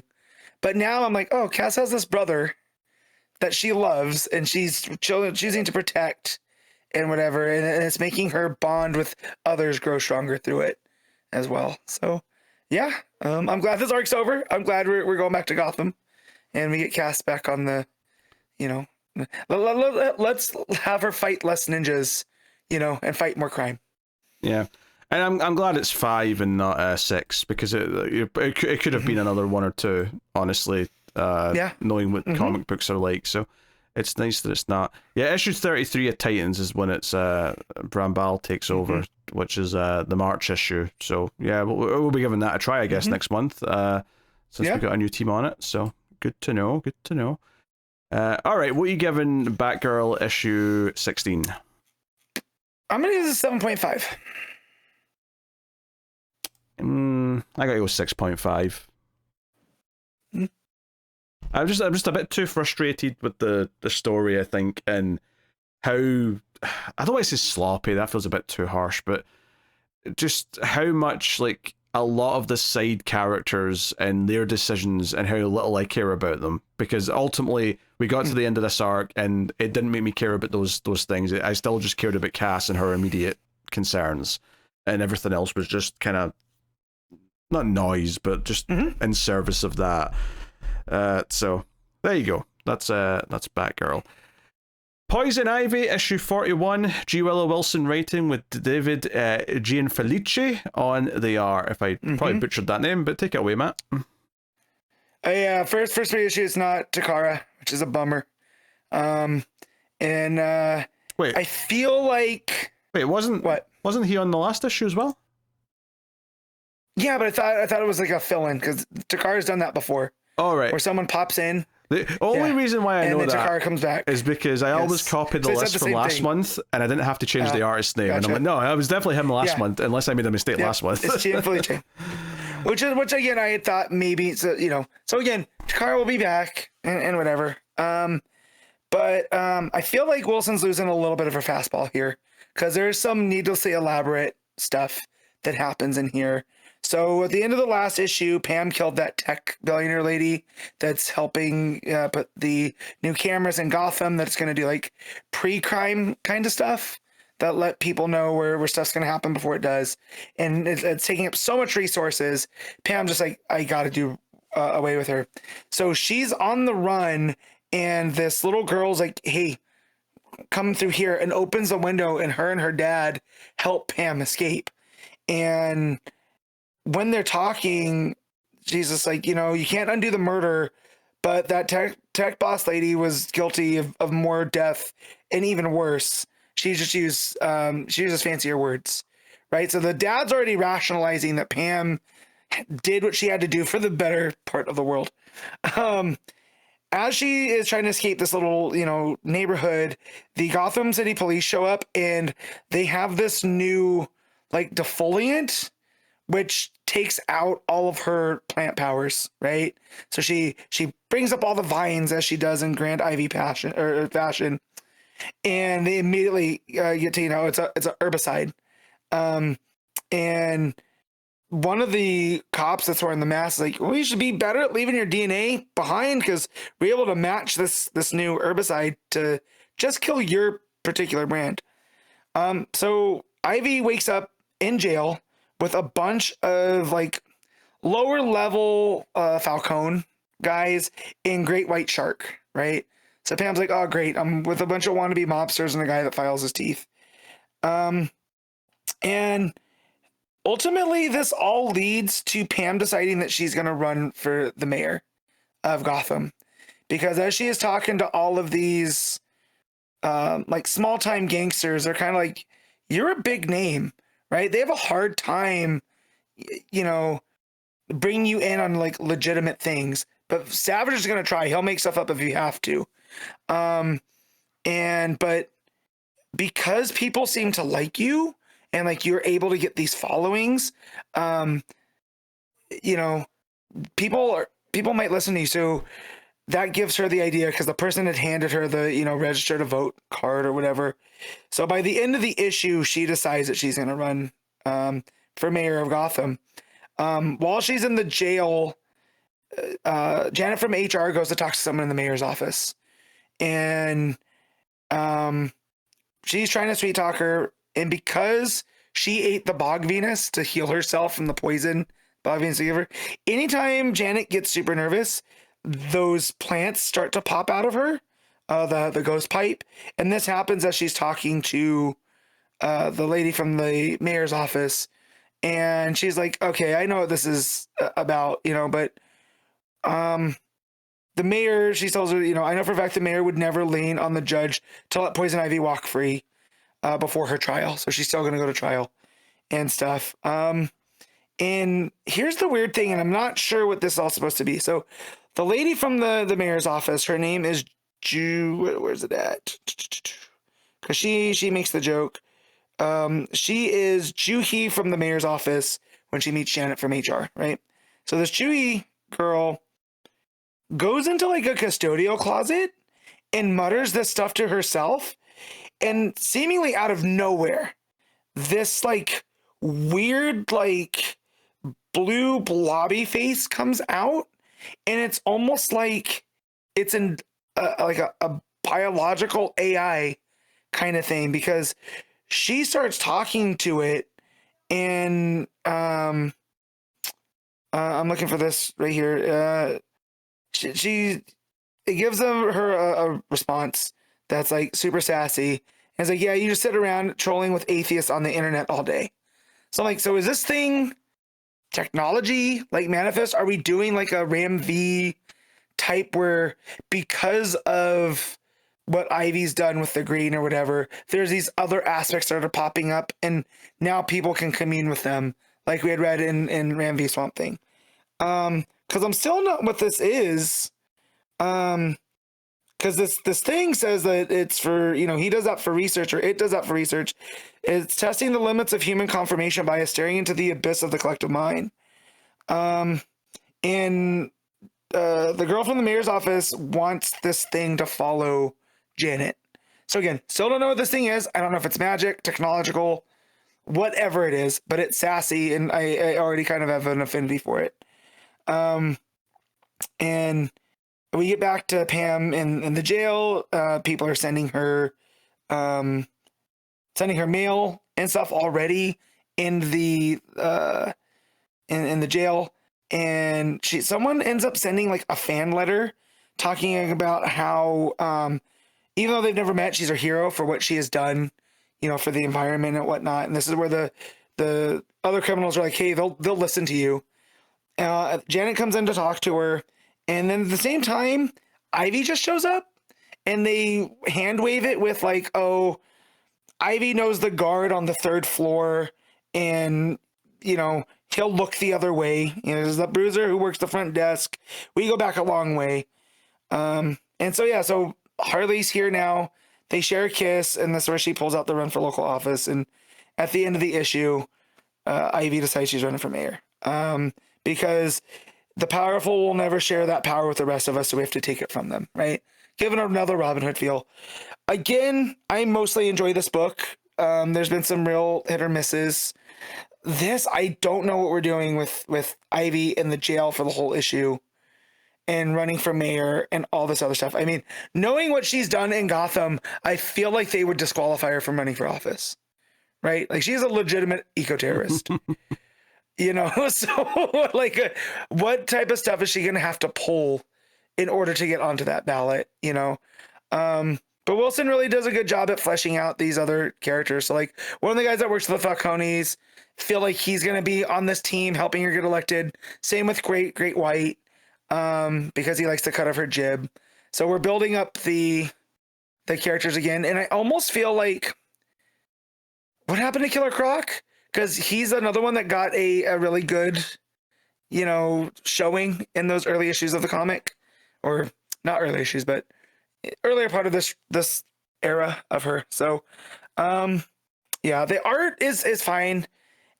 I'm not a fan. I think I said this last time too. Gianfelice's faces are real hit or miss. Like, the expressions are good, but like Ivy's face sometimes seems very, very blank.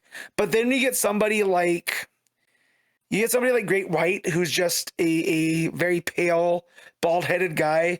There's a lot more that seems like Gianfelice does with the expressions, which is just weird. Not a lot of action, a lot of standing around the jail and doing stuff. So a bit of a disappointing issue. I'm going to give it a 6.5. Okay. 6.5 it is. All right. GSA issue 16, Jeff Lemire writing with Gavin Guidry on the art. Which I did read. I mean, every month it's like, if I've got a busy week, it might hit the chopping block, Uh-huh. Pardon me. Oh, Gesundheit. So, so I will say, after being strung along for this, this feels like it's much more than what was this part 4. Mm-hmm. Like, this has felt like it's taken forever. I feel like this one was paced very well. And I don't know if that's because Lemire is ramping up because at this point we get the team finally together, right? Well, But some of with them a lot of this, some of them run into each other. I don't know if Yes. I'd call them together. Yes. That's maybe a bit of a stretch. yes, but they end up in the same place at the same time with the same goal, right? Of stopping whoever they do. But with how he paces it out here, with like it starts with Fate and Spectre, and then the way that we get the Hawks interacting with Hippolyta and Adam and all this other stuff, I felt it was a for the first time it felt like it was moving, instead of us just jumping around to different groups of characters. So I want to commend it for that. Yeah, I don't think it's that much of a step up, honestly. I mean, yeah, characters are together, so it feels like some advancement's been made, I guess, in that realm. But I feel like them bumping into each other really should have been earlier, if that's what was going to like get things moving. Like, I had no problem with them being split up for as much as they have been, if it felt like each story had done something meaningful in that time. But when I actually think about what some of these stories have been up until now, like I think about the Hawks, right? The whole thing is that Hippolyta and Atom are like getting ready to like jump on this like airstrip because they're moving cargo, and out of nowhere the Hawks come flying in, and that's how they meet each other for the first time. And I was thinking about it, and I'm like, has anything meaningful actually happened with Hawkman and Hawkwoman in this story before now, right? Could this have just been the first time we saw them, was when they invaded this plot line and said, no, we've been tracking them since Peru? Because that's literally all you need to know. They've been tracking these bad guys since Peru. Yeah. Every single scene we got of them actually doing that was boring as shit. Fluff. Yeah, it was all fluff, which is why I feel like it's finally starting to move. And there's a bit more of an intention here versus them just showing us what they were up to in the lead up. Right, because at least with Hippolyta and Adam, at least what they did to meet up and do all this stuff, we've got to see their relationship grow a little bit. Versus the Hawks, who it's just the Hawks, right? Like it's Hawkman and Hawkwoman. We get their dynamic instantly when they're on here, and we didn't need any of that stuff beforehand. Those pages could have gone to literally anything else. So yeah. I don't want to try and feign some positivity because I want to like it more. Which is not to say that I think it's any worse than the previous few issues. It's kind of just on par for me. Obviously, they do the big reveal with the evil businessman, whatever his regular name is, who tries to drug Alan Scott and reveals that he's the Ultra Humanite on the last page. Who's been jumping from body to body, and he really wants the steel body. That's why he's been manipulating events to create this steel person in the background. So So when it started to get out there and they're teasing World War II and all this other stuff, it reminded me of the James Robinson, the Golden Age, where ultimately the goal of that is that the Nazis want to put Hitler's brain in one of the heroes. And I was like, oh, is Lemire doing an homage to that? Is that what we're going to get? And then it ends up being Ultra Humanite, which I'm not upset with because that's a big JSA villain. Of course, that would be the uniting villain to bring them all together. But when I saw the stitches on the dude's head, I'm like, is this what we're doing? We're going to try to put a Nazi's brain in one of the heroes to super up, to World War II. Yeah, because it sounds like the bodies always like deteriorate, like they don't last that long. So it's like the whole idea of making the steel bodies, like, oh, this one will last. This will be the body I can stay in forever. So that's fine. I mean, a lot of the other stuff with the characters is basically just like the teams all bicker, because you've got like the Hawks, you've got Atom and Hippolyta, and then the other two that show up is Johnny Thunder and Jay Garrick because he teleports them there. The Bolt Buddies. Which, honestly, I was a little bit mixed as well on like Johnny Thunder just being like, oh, we should form a team. We could be like a group of buddies, the Lightning Lads or something. It feels like the least interesting and organic way to get to them all realizing they have to team up and be a team is having a character who's basically a fanboy saying, we should all become a team. I don't know. That just feels really lame to me. So I wasn't really feeling that either. Yeah. True, but if we're doing the spirit of the Golden Age type stuff at the era, it's very much on point. You know, because Johnny Thunder, I feel like in today's day and age, Johnny Thunder is like, I don't know, the whole Magic Thunderbolt thing. I feel like you got to give him some kind of an edge. And if you're not going to give him the edge, then you got to keep the G Willikers to him. And I think Lemire's done that. And some people might find it annoying, but like, again, I got a good chuckle out of the, you know, can we come just this once? And the Thunderbolts behind him going, please, you know? So there's just a bit of cheese to it still that I appreciate.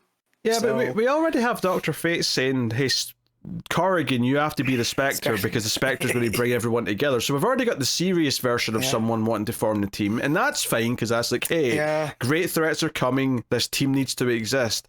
So having Johnny Thunder just do it from this other side, so we can all be like sad that it's not working yet, and he can be sad like, oh no, they all don't want to work together. I don't know. It felt a little bit simplistic and lame to me. Now that you point that out, I almost forget about the Fate part. Because it's in the first part and they don't. Well, that was the whole cliffhanger at the end of the last issue was Fate betraying the rules of interfering and trying to like convince the Spectre what to do. True, and it's just that one page. So, oh man, thanks for dampening my positivity on this. I just can't imagine 2 more issues of this making this a satisfying year 1. I just can't. This is now 2 full thirds of the entire thing, and I can't imagine we're going to get to the end of part 6 and be like, yeah, that really turned it around into a good year 1 story. Yeah. Also, it feels like it's been twice the amount of issues. When I got to part 4, chapter 4, I'm like, no way. This is only part 4. Like, I felt like we've been doing this for ages. So yeah, a bit of that. But again, I don't know. I guess I fell for the cheap pops here.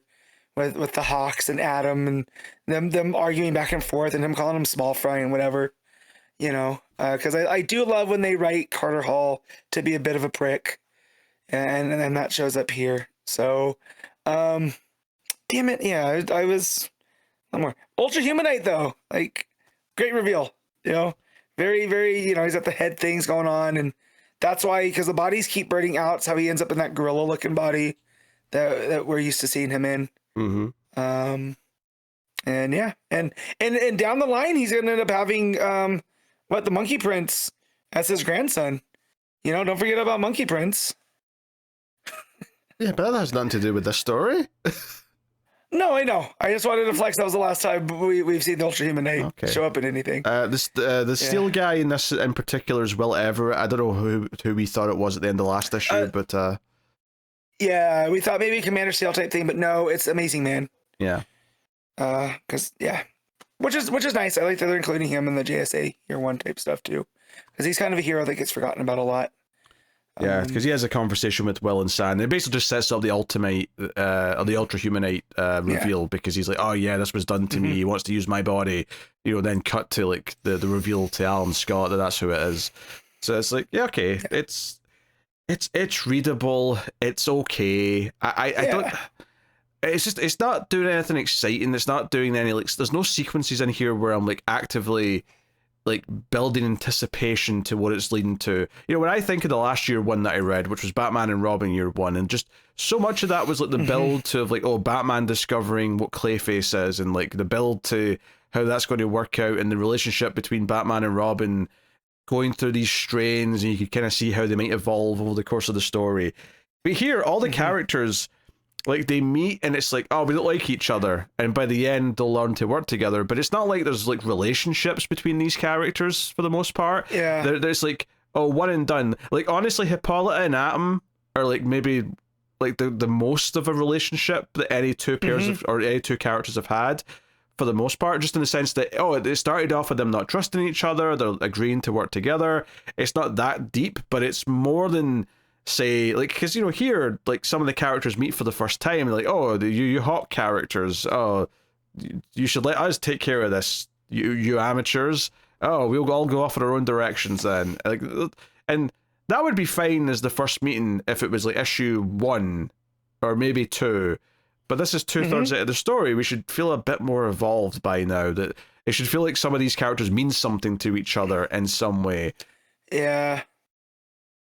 I almost feel like it was a bit more of a mistake on Lemire's part to set them all apart, to make them come together in this grand fashion. You know, almost like maybe there was a smaller club of them that got together, and now now we introduce the Hawks and the Atom to that bigger group. You know, but I don't know, man. You and your rationality dampering my fun. I'm sorry, but it's all a bit underwhelming. I can't really say much else about it. The art's perfectly fine as well, but it's not blowing my socks off either. God, I want it to be so much better than it is. Like, JSA Year 1 sounds like a great idea. JSA by Jeff Lemire also sounded like a great idea. And everything about it has been very underwhelming. Not the worst thing ever, by any stretch, just very underwhelming. All right, Matt, what are you giving JSA? Hey, I'll give this a straight 7. But I would say, hey, at least we got one cool Carter Hall this week in Absolute Superman. So we have that to hang our head on. Yeah, I'm going to straight 6 on this, for the record. It's as nice as I can go, I think. So, yeah. Unfortunately, that means we've given it 6-7, which I don't like, because the kids are ruining everything. 7-6, just reverse it then. We don't need that. All right. Superman Chains of Love Special Issue 1, Leah Williams writing with Guara on the art. And Matt decided to read this as well. When am I going to learn my lesson? When? I've given Leah Williams so many chances. I really have. And I think she's a fine person. I just don't think her books are for me.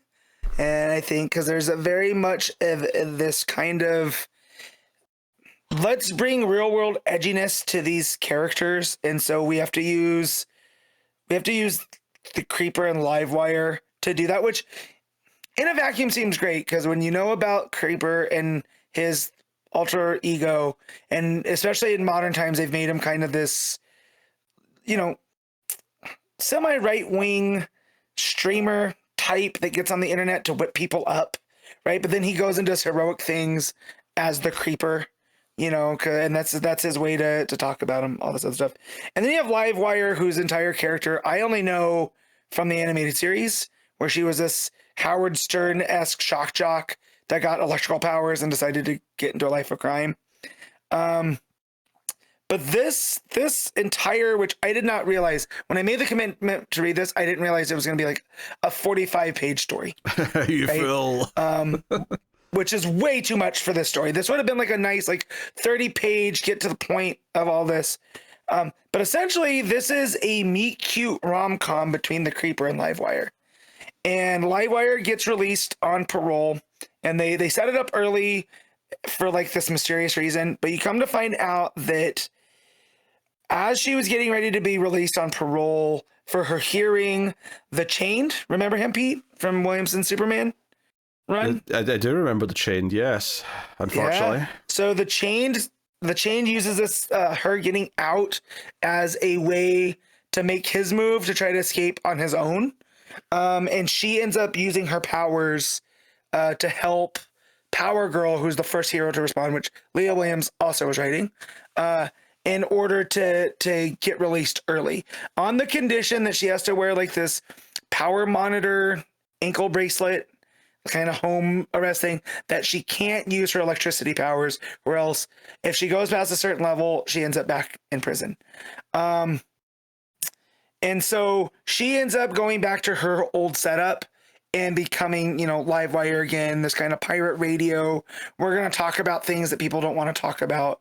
At the same time, the Creeper, and I forget his alter ego. It is Jack Ryder.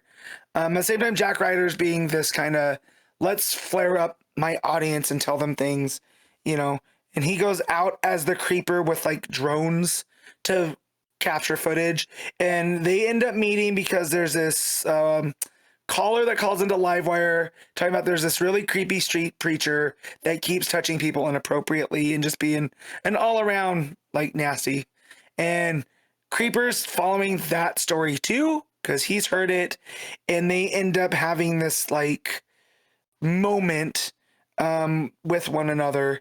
and he gets all googly eyed. She likes the attention. They realize they have much more in common than they don't. And they end up, he ends up calling into the show under the guise of a different name. And that's the person that Livewire ends up liking, not so much Creeper. On Creeper's stream, there's somebody named Hot JK, who we find out is John Kent. And this is how he keeps an eye on Creeper, right, for the rest of the Justice League. And he comes to Creeper and is like, hey, you guys have a lot of great chemistry, or he goes to Livewire. You guys have a lot of chemistry. You guys should work together. And they end up doing that because Creeper ends up convincing her that, like, hey, we'll get the backing of the Justice League. We'll get money. We'll become profitable. So they start a show called Hardwired, where they end up bringing these, like, to call them D-list would be an insult to the letter D. We get like Condiment King and The Quiz and Bodrick the Steppenwolf impersonator. And Livewire just reads them down. And people like seeing this because, well, she's a supervillain. These are lower levels than her, and she's almost talking to them in a way of like, shouldn't you be doing something better with your life? Like, what are you doing? Shouldn't you learn from me? Right? And all this stuff. So while they're doing the Hardwired show together, Creeper and Livewire, Jack Ryder starts using their relationship as fodder for his show to make people get whipped up about Livewire being out of prison. So he's, doing that whole thing of no matter which side I play, I come out ahead. And there's an episode that they're doing with our best friend, Killer Moth, who when he showed up with the D-level villains, I was like, you know what? Killer Moth's higher than a D-level. All right, he's at least a C-level. All right, he has a moth submarine. All right, none of these other losers have a moth submarine. As they're getting ready to go film this episode of Hardwired, he tells Livewire that he's also Jack Ryder, and she gets pissed, right? So she starts, as they're talking to Killer Moth, she's like, cut to the sponsor, and Killer Moth's like, I got a tight 5 minutes of stand-up if you want me to fill airtime, which that made me laugh, because again, Killer Moth and then our history with him. But she starts letting Creeper have it, so much so that it sets off the tracker that she's wearing and the Justice League. And when I say the Justice League, it's Black Lightning and the Guardian. They come to bring her in, but Jack Ryder's like, oh, no. See, or Jack Ryder, the Creeper's like, no, she didn't do anything wrong. I set her up. I'm the real problem. And so he ends up getting Jack Ryder's people and Hardwire's people into showing up and fighting each other. So now Superman and Superboy, or not Superboy, Superman and Superman, John Kent, can come in and like save the day. And then that gives them even more fodder for their Hardwired show when they start interviewing Livewire's people. And then again, Jack Ryder is just like, let's give this another story. Jack Ryder, the Creeper, says, I'm not Jack Ryder. I'm more Jack Ryder's subconscious. I'm what he really wants. And what he really wants is you, Leslie, whatever her full name is. And so she's like, yep, I can get a little bit soppy. Let's go get some ice cream. And the issue ends. And that's where I found out that there's 2 stories, right? So there wasn't just this Creeper and Livewire story. But I'm in for it now. So that story, like with Leah Williams, I appreciate what she was trying to do by the social commentary on like our media whipping us up into doing things, and like there's shadow people pulling on each side that don't really care about anything but the numbers that it generates because it makes them money. I just didn't need it all on all these pages, right? If this was like a story in like the Valentine's Day special or whatever, I think it would have fit better, right? Because the meet cute's there, it's all adorable and whatever. Livewire's a real fun character. I really don't like the Creeper. I don't know what his purpose is still. Like, I get the Jack Ryder of it all, but he's just a very odd character that does not connect with me in that way. But I guess if they're going to run this, because it says, Hardwired will return in the pages of Reign of the Superboys in Justice League Unlimited. So I guess we'll see them pop up in those. So the other story is a very weird one written by, hold on, let me find it. It's called Bill Zorro's World, and it's Dan Slott and artist Rosie Campy. And essentially there's this guy named Bill Zorro that lives a terrible life. His family hates him. His neighbors hate him. His neighbor, in fact, borrowed the mower and won't let him have it back because he's the head over the homeowners association, and he's going to fine him for not cutting his lawn. But how is he going to cut his lawn if he doesn't get it back from that same neighbor, right? He works at the Daily Planet in like the office side of things, having to do like TPS reports, and then you could just tell he's hating life. And then one day he wakes up in Bizarro World, where now he is a superstar. His family loves him. His neighbor's mowing his lawn. The bus isn't crowded that he has to ride to work, and there's massagers on the chairs. And it's not till he gets to work and he sees like they're putting fires on the building because it's Bizarro World, that something's up. And Superman ends up knocking on the door at home. And the best way I could describe him in Bizarro World is he is Gary Gergich from Parks and Rec. When all the Bizarro people are treating him like he's the world's greatest dad. And Superman comes knocking on the doors and he's like, come to find out, this was a fifth dimensional thing that because of your name, there was a rift that opened and you guys got swapped. And so he looks at Superman and he's like, look, man, please don't take me back. I'm so happy here. And then the last page goes to Bill Zorro's, whatever his name is, his counterpart is at the Daily Planet and is enjoying his life, being hated on by the family, being treated bad at work, and doing all that. And he looks at the end, looks straight at the reader and goes, "Me hate it here," which of course we know in Bizarro talk that he loves it. So, yeah, decisions were made this week, and I read too many things, and this I could have gladly have cut. So, I think the Slot story was really fun. I don't know where else it could have showed up, right? Because it's really not like a lovey-dovey thing. It's not kind of about the power of love. It's just it sounds like something that could just be in like a Superman annual or an Action Comics annual. Yeah, or maybe Superman Unlimited will get an annual that could have been there. Yeah, it could have been in there, but I do appreciate it. It did make me laugh a couple times, and it was just light enough that it didn't annoy me because I was like, I guess I'll read this. But yeah, I think Leah Williams is a name that I'm just gonna stay away from now, which sucks because while it's not traditionally bad, it's just not my taste. I think some of the commentary's a little bit heavy-handed, and I feel like there's like a lot of pop culture references. Like they're talking a lot of like Gen Z kind of stuff through that first one that I forgot to mention that kind of just annoyed me. And it's definitely trying to appeal to that subset. And like, again, that's all fine. It's just, I just don't need it. It's kind of like in the Supergirl book, there's just certain things like it's fine. It's just not my taste and I can move on. But, overall, I'm going to give this like 6 out of 10. Okay.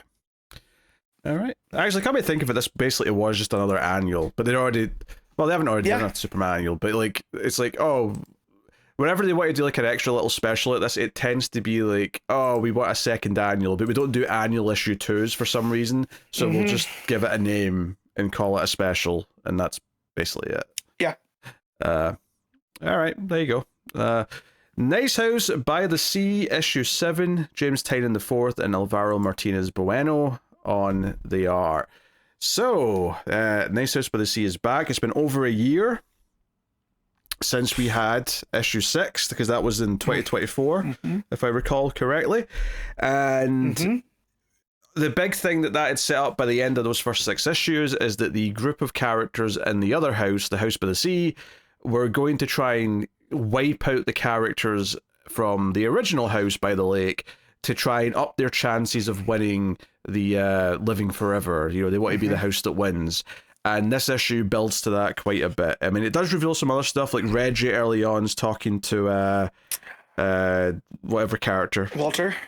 Well, in the flashback he's talking to Walter, but he's telling this all to this is a couple of pages later. Ryan. It's Ryan, the other artist. The artist, yeah. But basically, he's talking about this place that Walter took him, which was like the matter or the technology or the organic thing that would become the houses. Like this is like the life force that would be molded into what the house is going to become. So it feels like maybe we'll come back to this and explore it a little bit more later, but it kind of feels like, yeah, like if you imagine like a ball of clay that becomes the pot after you've done the Demi Moore Patrick Swayze ghost shtick to turn it into the vase.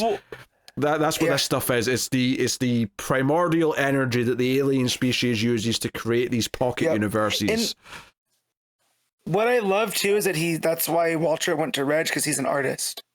So he's the one that he can make things, he can add this sense to it, which I do think is the charm of the lake house, right? Like he even tells him, because Reg is like, yeah, we'll do like a Caribbean resort, and he goes, no, it's got to be something much more that means to our friend group, right? So like make it a lake house in Wisconsin, and because it feels more lived in and more akin to what they're from and stuff. So I really like that. Again, we're getting a little bit into Walter's intention here, to where if he is trying to stack his deck to win and save his friends, right, he's including them on from the early parts, right? Because he's just gonna wipe their memories anyways.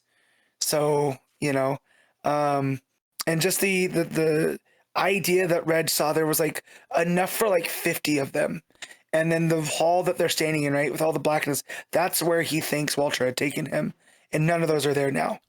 So where'd they go? They're somewhere.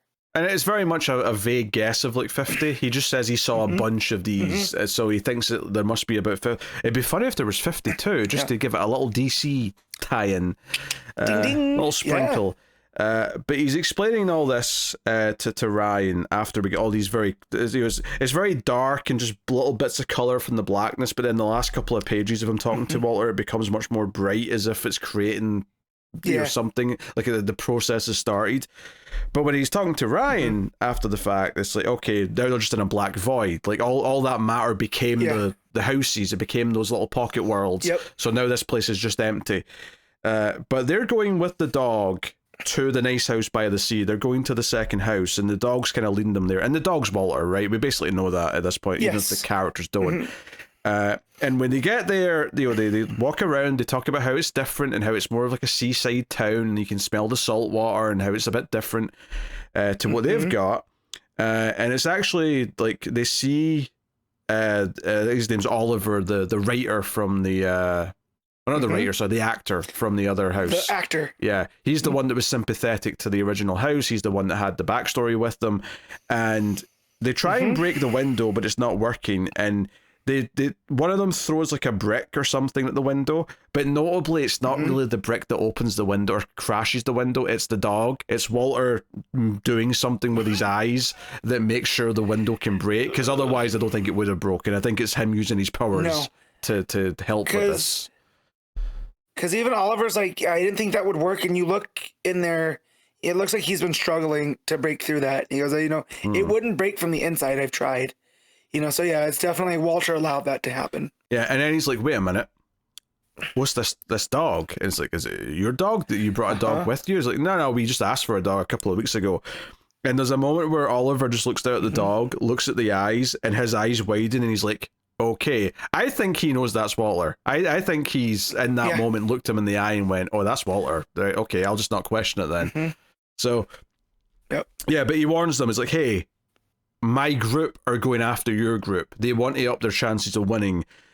So the back half of this issue is a really well-paced like horror movie type thing, where we spend some pages with various characters around the house. One doing the radio DJ thing, the couple kind of like consoling each other in the kitchen area. And then ultimately it's about these other characters showing up to kill them and like hiding in the darkness behind them. The most notable is the writer from the house by the sea, because he's like the more psychotic one, where he's like, oh, I'm going to enjoy this. Like, he comes in monologuing and saying that, the others want to make this quick, but where's the fun in that? Like, he seems to be enjoying this. So we've got like Ryan, Reggie, and the dog, and I guess Oliver as well from the other house, rushing back to maybe try and save who they can. But it does seem like this attack starts here before we end the issue. We see, like, rocks being picked up. We see a little bit of a blood spray on the tombstone from the one person who died. Like, I think their partner's visiting the grave, so they might already be dead, or at the very least injured, because they get hit with the head with a rock, presumably. So, but no, there's a lot of good, really moody art here of, like, like the one woman holding a knife in her hand, and like, oh, like, this is like an attack. And like, honestly, the architect of the Nice House by the Sea, when he attacks the comedian in the control center of the world, he's like, hey, like, if you had designed this place or were running this place like I run our place, you would have known we were here the second we showed up, and you'd have been able to deal with us, but you didn't, right? I cannot see how in any way your group is superior. Like, why are you exceptional? Like, they've clearly not understood at this point that this group weren't picked for the same reasons they were picked on their house. And then he looks like a monster as all of his different arms come out to control the world controls. And he basically says the issue ends, well, more or less ends, with him saying, I'm going to turn off the atmosphere to your house, and we'll see how that, like, how everyone reacts to that. So he's just going to suffocate everyone, which did beg the question for a second. I'm like, wait, wouldn't that affect your people too? But maybe not. Maybe he can be more specific than that. I don't know. Maybe. Well, because he even says, like, your console is like designed by children. Anyone can come over and just start pushing buttons. So yeah, but I feel like it would only affect theirs, right? Like, no, but I mean, like, no, because if it's the atmosphere, you gotta breathe. Yeah, because all their people are there in this house, in this world right now. Right. So, yeah, I would suspect it would affect them as well. Maybe he doesn't care. Maybe.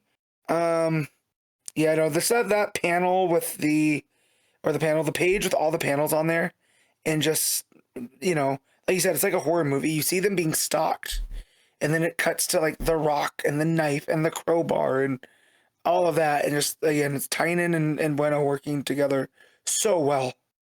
Yeah, all the various weapons, and like, it doesn't seem like they've all struck yet. One's looking through a window at the couple, one's, tapping on the window with a crowbar where the others are talking. Like, they're just about to. It does seem like the one guy by the grave. It does seem like he got hit though, because the blood spatter would suggest that he has. But so I do wonder how many we lose in this like attempted, big murder sequence. I expect at least one or two, just to really sell it as like a big thing that, oh, a couple of them have been killed by this other group. And is this allowed? Well, like Max on, like, the one controlling the other house, like, is that alien going to be pissed that they've broken these rules and went to try and kill another house? Like, is there going to be ramifications for this? I don't know. It's interesting, but it was a very suspenseful issue. Like, the first half was all about kind of just easing us back into it, because they know there's been a big break between issues. It's getting us back into the mix of things. But the second they get to Oliver and he's like, oh, they're going after everyone else in your house, from that point on, it's just like a tension building exercise, because they're in danger. For sure. So even though they're making small talk, you're like, oh no, I know someone's coming to get you. How are they going to try and do it? Where are they going to show up from? I don't think you're all going to die, but it feels like a big deal that they're coming for you. Yeah. So in the first series, in Nice House by the Lake, we have those flash forwards with the people introducing the issue, right? Yes. And we're assuming that's the very far future. So I could assume that we know that at least those ones that are setting that up survive. And we know that the lake house area ends up with what looks like a post-apocalypse type thing, right? Very well could be a result of what this guy's doing here with the world. And that's what I'm thinking. Right. And so we know that X amount of the lake house people survive, but we don't know how they survive. For that to all to come around again. Because that was something I didn't think about until we started talking about it right now. Where those, the first series. Yeah. and what all that means. One of the little touches that I really like is that the controls for like the world that the comedian was using, there's like just like empty cans of soda and like, you know, junk food lying over it. Like clearly it's not like, I imagine the one in the other house is like pristine and like he keeps it like this command center. I just think it's a nice simple little touch just to sell the idea of like who these people are. And it's because of that, if he was like paying attention, he would have seen it, because that's what that one page here is, where like it turns red, right? Like there's something going on there, you know. And then if he didn't have all this junk food all over it, you know, they would have been ready for that type of stuff. So, but yeah, I'm thinking the architect guy, was he the doctor? Because I was going back and looking at they have the character sheet for both of the houses, and I'm trying to match him up, but that's the only one that I could see that it being. And so we have the writer, the doctor, the historian, and the artist are all the ones that went. One second. Which house are you talking about? That's kind of important. I'm talking about the C. Right, okay. The C house, right? The ones that came over. Right. So you have the writer who's super, super creepy. Yeah, he's the one in the library talking about how he's looking for his own name in the books and all that. Yeah, so you know that's the writer. Yep. And then you have their artist, who's the Asian lady. And she has the crowbar, and she's looking in at the others. And then you have the historian who hit the guy at the grave with the rock, right? And then I'm assuming that's the doctor who's at the controls, right? So that's only 4 of them that we've seen that made it over there, too. So there's another woman. Assuming there's another woman, because there's a woman holding a knife as well. Let's see. Yes, let me see who that is. So there's at least one more. Yes, she looks like she is either the singer or the scientist. So there's 5 of them, too. So I'm trying to remember, because it's been a year. Did they all agree to go over to that house, or you think this is a faction that was like, we're just gonna do what we want? Well, no, it was regardless. There was kind of a vote, because that's why they locked up Oliver, right? Because he was like vocal against it, and the others were kind of a mix of the ones who were really into it and the ones who were accepting that they should do it and weren't speaking out against it. But Oliver was the only one who seemed to not want it to actually happen, I think. Again, it's been over a year, so if I'm misremembering that, you know. So that's what because if that's the case, there's still a good number of them that are there with Reg and Ryan, right? Possibly, in the C area. So they're out running around as well. But yeah, this was a nice return to the book, right? Like, I was able to jump in, like, with again, thinking of what had happened, because there's been a year, right? But I feel like we jumped in pretty well and remembered all the big plot points that we needed to, you know, after such a big layoff. So creative team. No, it was smart really to like take the first half to like sort of ease us back into it, and then like kind of remind us what the predicament was at the end of the last issue, because then it was like the back half was just super entertaining and tense as a result, where you're worrying about how they're going to show up and which characters might die, and obviously we're still leaving it here in this place, and it's a super sinister ending, this idea of just messing with the controls, because right before he does that as well, like he makes the comedian's mouth shut, like Neo style from the Matrix, where his mouth just sort of melts together, and it's like, oh shit, like he's just manipulating everything here, and that's how dangerous that is. Well, like, and just the idea of what makes them exceptional, like you can't be exceptional without taking someone else out, and that's not true, right? Like, you can be exceptional while working as a group and stuff. So I do like seeing like that cutthroat mentality, what they're willing to do, and if that ultimately is their downfall, right? That they're going to take things too far. Oh yeah, and it's going to be able for the lake house to be able to push back. To be fair, I don't think he was ever arguing that's why they're exceptional, though, because they're cutthroat. I think they just think they're exceptional because they were picked for being exceptional in the first place, and he just thinks this group of people are. Like, he's underestimating them. He thinks they're pathetic. He's like, why would you be picked for any of this? Like, you're all losers. Right. But there's just that thing where they have to be the winners no matter what. Instead of being like, yo, what are we winning? You know? Like, are we going to be the only humans alive if that's the case? You know what I mean? Getting to live forever. That was the implication in this issue, at least. Mm-hmm. Yeah. So I don't know. Yeah, no, really good stuff. Yeah, and the art's phenomenal throughout. Obviously, it feels very almost expressionist painting and all that first half with all the the material that would become the houses and the worlds that they're in. And very psychedelic at the same time, too. Yeah. A lot of colors bouncing around, and the colors working overtime. So again, I don't know if Bueno does his own stuff. Yeah, but then of course you've also got all the build up to the attacks at the end with the people sneaking in the shadows, holding weapons. All that stuff is really well paced and laid out. So the art's just, you know, working on every level pretty much here. So really not much to fault at all, to be honest. All right, what were you giving Nice House by the Sea issue 7? I'm gonna give this a straight 8. All right. Yeah, I'm going with a 9. This was fantastic. So, 9 out of 10 for me. All right. Well, that'll take us out of the part of the show where we pick our favourite stuff for the week, favourite panel/moment, favourite cover, favourite art, and of course, top 5 books. So, Matt, what is your panel/moment of the week? Okay, so it's going to be from Absolute Superman, but I want to give credit to Batman #6 for those opening pages where you don't even need dialogue. You know exactly what's going on. You can feel all that tension. I thought that was really, really good. But mine's going to be from when Superman and Hawkman are talking. And Hawkman's like, if you run away one more time. And Superman's like, okay, sure, you're coming with me then.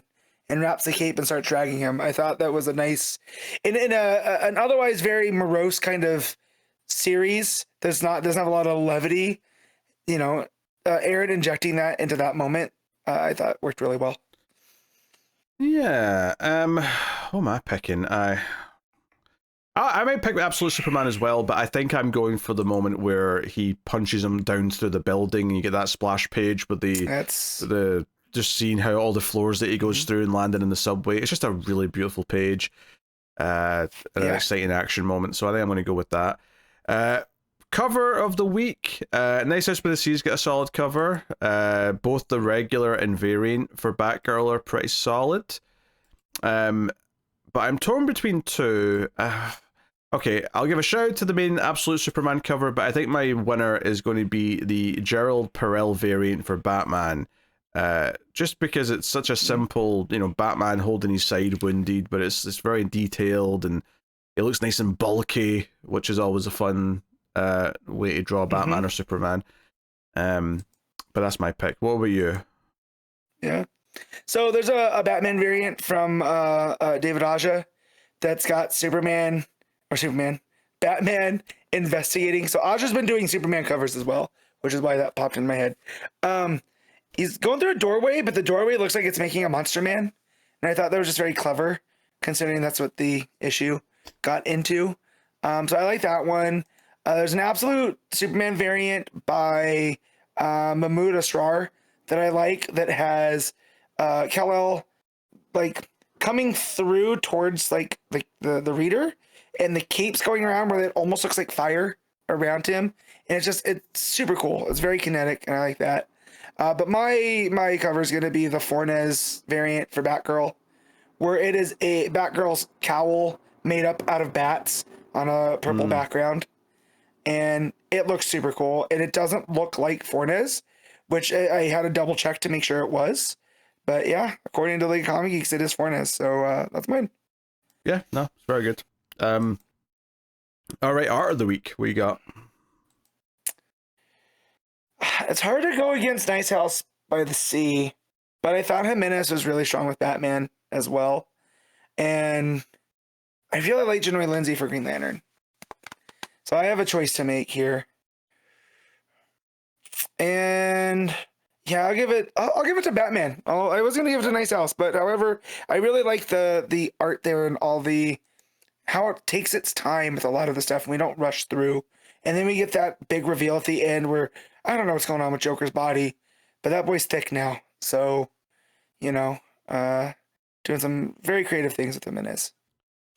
Yeah, Batman's great. I think Ferreyra was fantastic on Absolute Superman. I think Miyazawa was great on Batgirl. So there's a lot of good art to pick from this week. But I am going to go with Bueno on Nice House by the Sea. I think it just it is the standout art of the week, and it's so good to have back as well.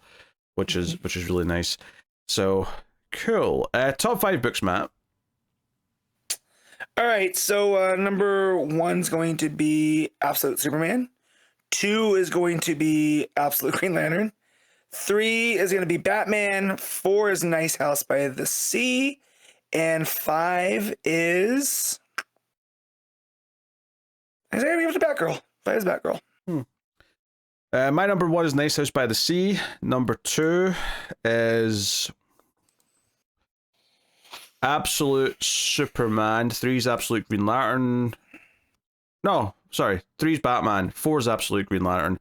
And 5 is... I guess it's Batgirl. Yeah. It's not GSA. I like Batgirl more than GSA. So yeah, me too. That's what I came down to, and I was like, yeah, it's got to be Batgirl. Like, you know. Yeah, so there you go. That is top 5 books of the week. And I'll tell you what's coming from next week from DC Comics. We have Absolute Wonder Woman Annual issue 1. We have DC KO issue 4, Action Comics 1095, Batman and Robin 30. We have Immortal Legend Batman 6, Aquaman 14, Supergirl issue 10, Bleeding Hearts issue 1. So we're getting more Vertigo books week by week here. So that'll be an interesting one to try out. We have Green Lantern Corps issue 13, Adventures of Superman Book of L issue 6. And if you're feeling really feisty, Sirens Love Hurts issue 1, which is a $6 book, which I'm sure Matt will end up reading despite the fact that he's shaking his head. And then Court Children of the Round Table issue 6 is out as well, plus a bunch of reprints and facsimiles as per usual. So there you go. That's what's coming next week from DC Comics. And that will pretty much bring an end to the show. So thank you for joining us. You can, of course, support the show over at Patreon, patreon.com/MailFuzzTV, or via YouTube membership, and you get access to the show a little bit early on Patreon. You can get vote every month on the Patreon vote. Again, Batman Deadpool issue 1 won for the end of last month, so we'll be doing that probably next week, I think. It could move, but probably next week. And you get access to the classic single issue reviews. We're currently once a month doing Batgirl year 1 right now.